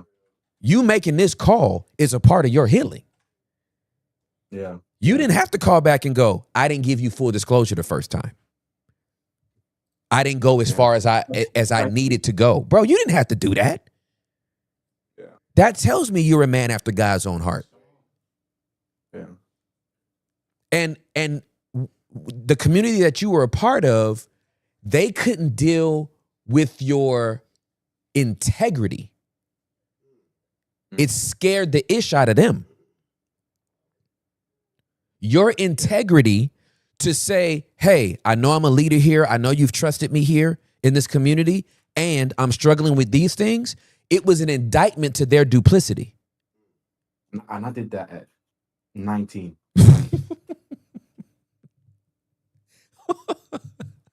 They got threatened by a 19-year-old. But I would rather that have happened now than later, because you didn't want to grow up in that church, man. If you would have grown up in that church, you would have just learned how to play the game. And that's the thing with me. I don't think I ever could have. Yeah. No, you've proven it. It's just not the way I am. Yeah. Like, I can't. Yeah. I don't have it. Nah. I don't have that. Like I'm the guy, bro. I don't do small talk. Yep. I don't have the energy to like pretend. Yep. I'm kind of known for being just very like raw, real, yes, unfiltered. Yeah. Because that's just the way I am. Yeah, man. Know? Like in the church context, like that was hard because like I said earlier, like I've been in like therapy since I was 8, and it's genuinely no exaggeration. Yeah. So because I had lots of trauma and stuff like from my childhood to deal with, like lots of baggage. Yeah. You know, and it's like I can't just act like the baggage isn't there. Yeah. So I kind of like become a Christian, and it's like, what do I do right with all of this stuff? And it's like until I came across like your content, like no one seemed to have a clue, man. Yeah. Like I remember people just asking me like, oh, how am I feeling today? And I would, just be honest, and I'll tell them, I'm feeling a little bit depressed today, whatever. And then everyone just had a song for me. Yeah. Just, like, and I can be very, very petty. Yeah. And I kind of made it in a vow that like the next time someone reads me a psalm, I'm gonna read Psalm 88 to them, and like just in the moment. Do you get it? Like, yes, I do. I get it, bro, exactly. Yeah. I was so fed up, man. It's so funny. Yeah, man. Just trying to kind of unpack all of this baggage, all of this stuff as a young like young believers been hard, man, because when you're in certain cultures, you just feel like you can see like your age mates and other young adults, other young leaders, Yep. like just go off in that direction, Yeah. you know, and like you said, like play the game. And it's just, I've kind of just been like standing on my own for the past couple of years, and you know, looking like the crazy one, looking like just like the one who's got the problem. Yeah. But Well, I'll tell you this, yeah, man. The wilderness is the wilderness is a benefit to you. The wilderness season is a benefit to you. I went through the season that you're going through more than once. But that first initial one, when I came out, who I am now is I came out of the wilderness this way. Because I was just like, I went back to my old thing. It didn't satisfy me because my eyes have been open.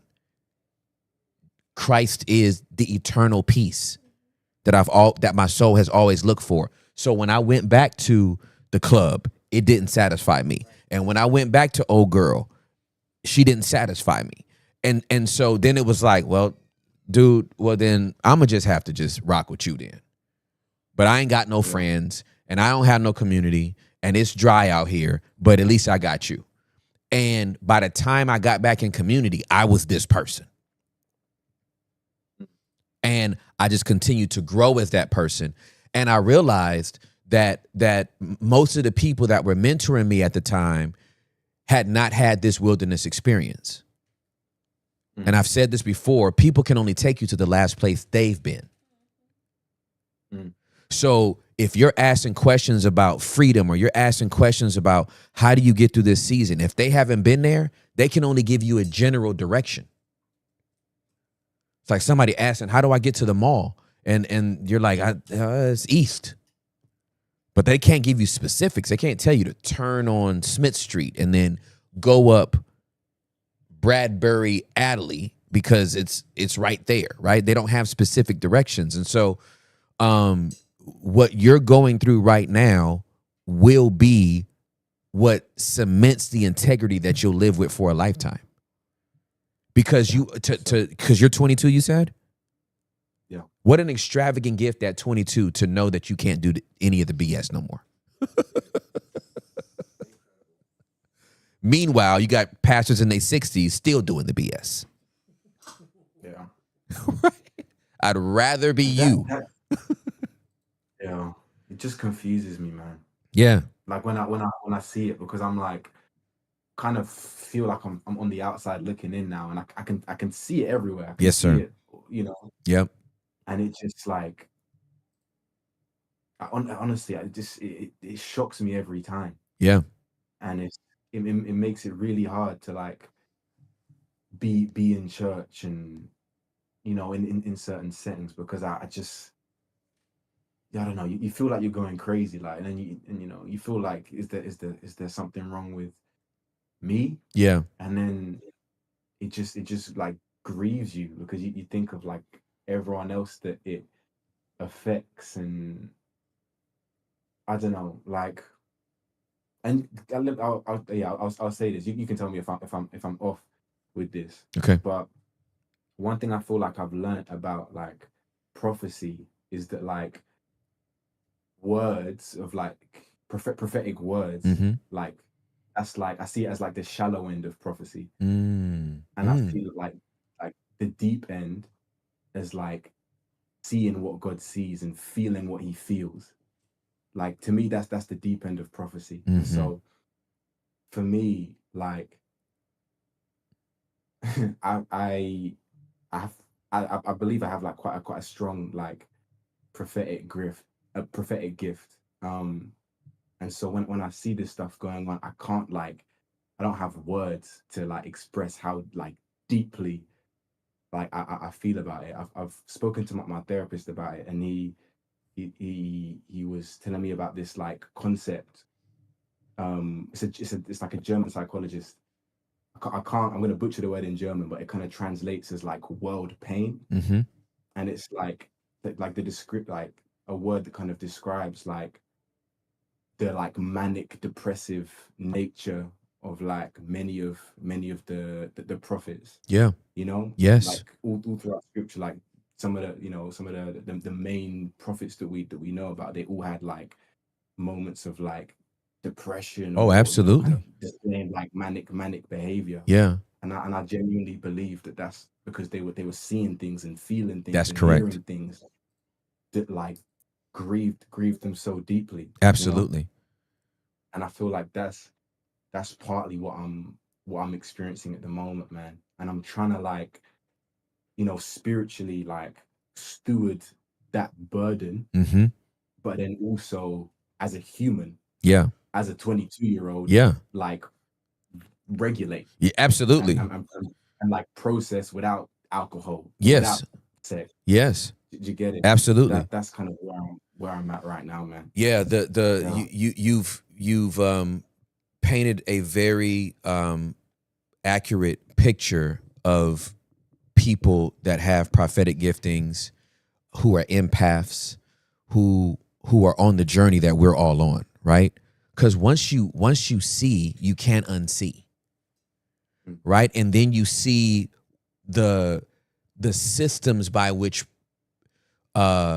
people perpetuate this hurt and the narcissistic behavior of leaders and the duplicity, and it just grieves you because you already know where it's going to end, right? And so it's very easy to feel really strongly here, and then to regulate, we swing way over here.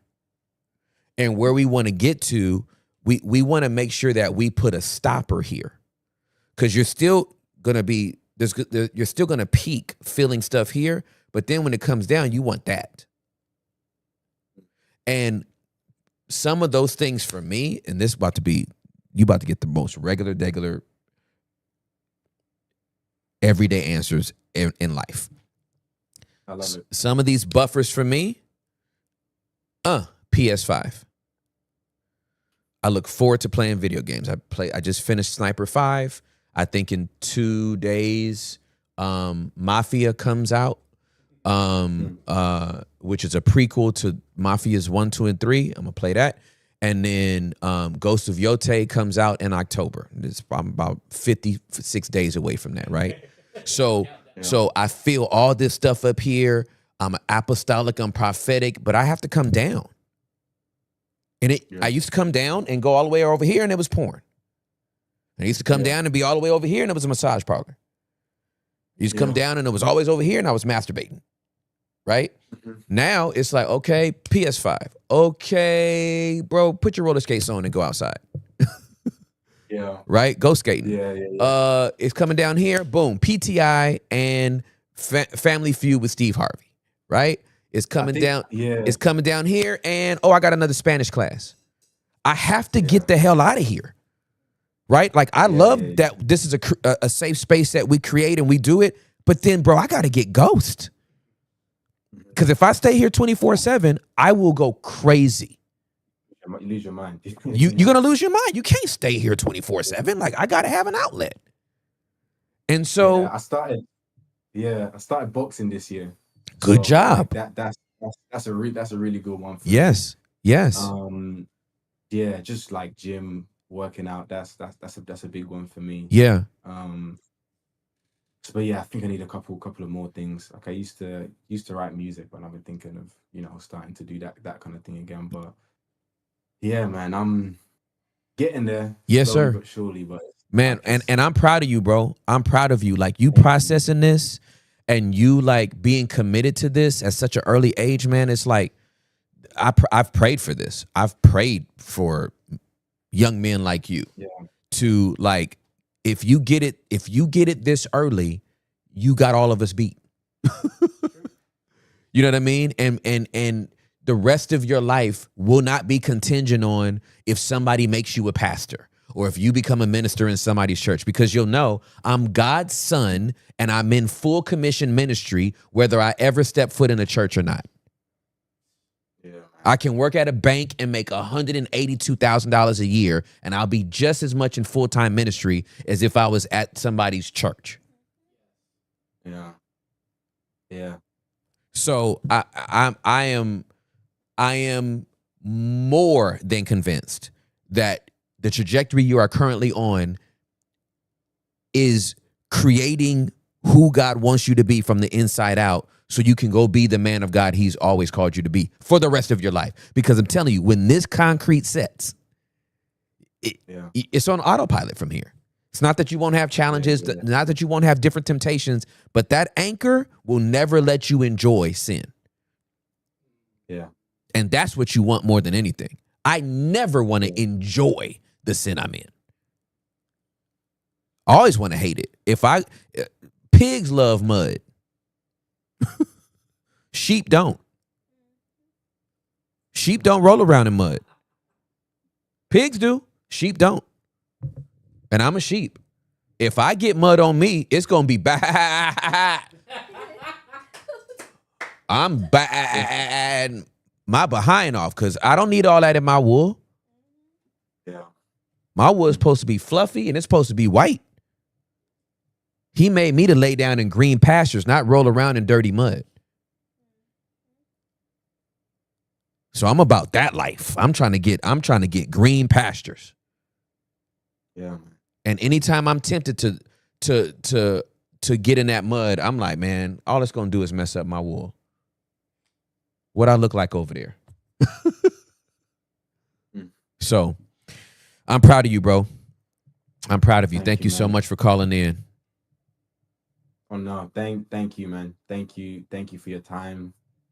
Yeah, honestly, man. I said it like the first time we spoke. Like, if it wasn't for you, I would have like completely fallen out of love with the church, and I don't even know where I'd be, what I'd be doing, man. So I'm grateful that July 22, like 3 years ago, so I stumbled across one of your reels. Yeah. It was the Roe v. Wade abortion Wow. stuff. It was literally the first one. That was episode 2. Yeah. That was the second episode ever. Yeah. Yeah. I saw the reel. I went straight onto YouTube, watched that one, then watched the first one, and tapped in every week since, man. And thank God for that, because I do not know where I'd be without you, man. So Man. I'll be forever grateful for you. Thank you, man. Thank you. I love you so much, man. I love you. I love you Keep too, up the man. good work, bro. Yes, sir. All right. Have a great day. Or great night. Good night to you. Yeah, evening, man. Yeah, for sure. Start chilling now. Okay. Love you, bro. All right, man. Take care, man. Okay. Appreciate you. All right. Bye. Love you, bro. Peace.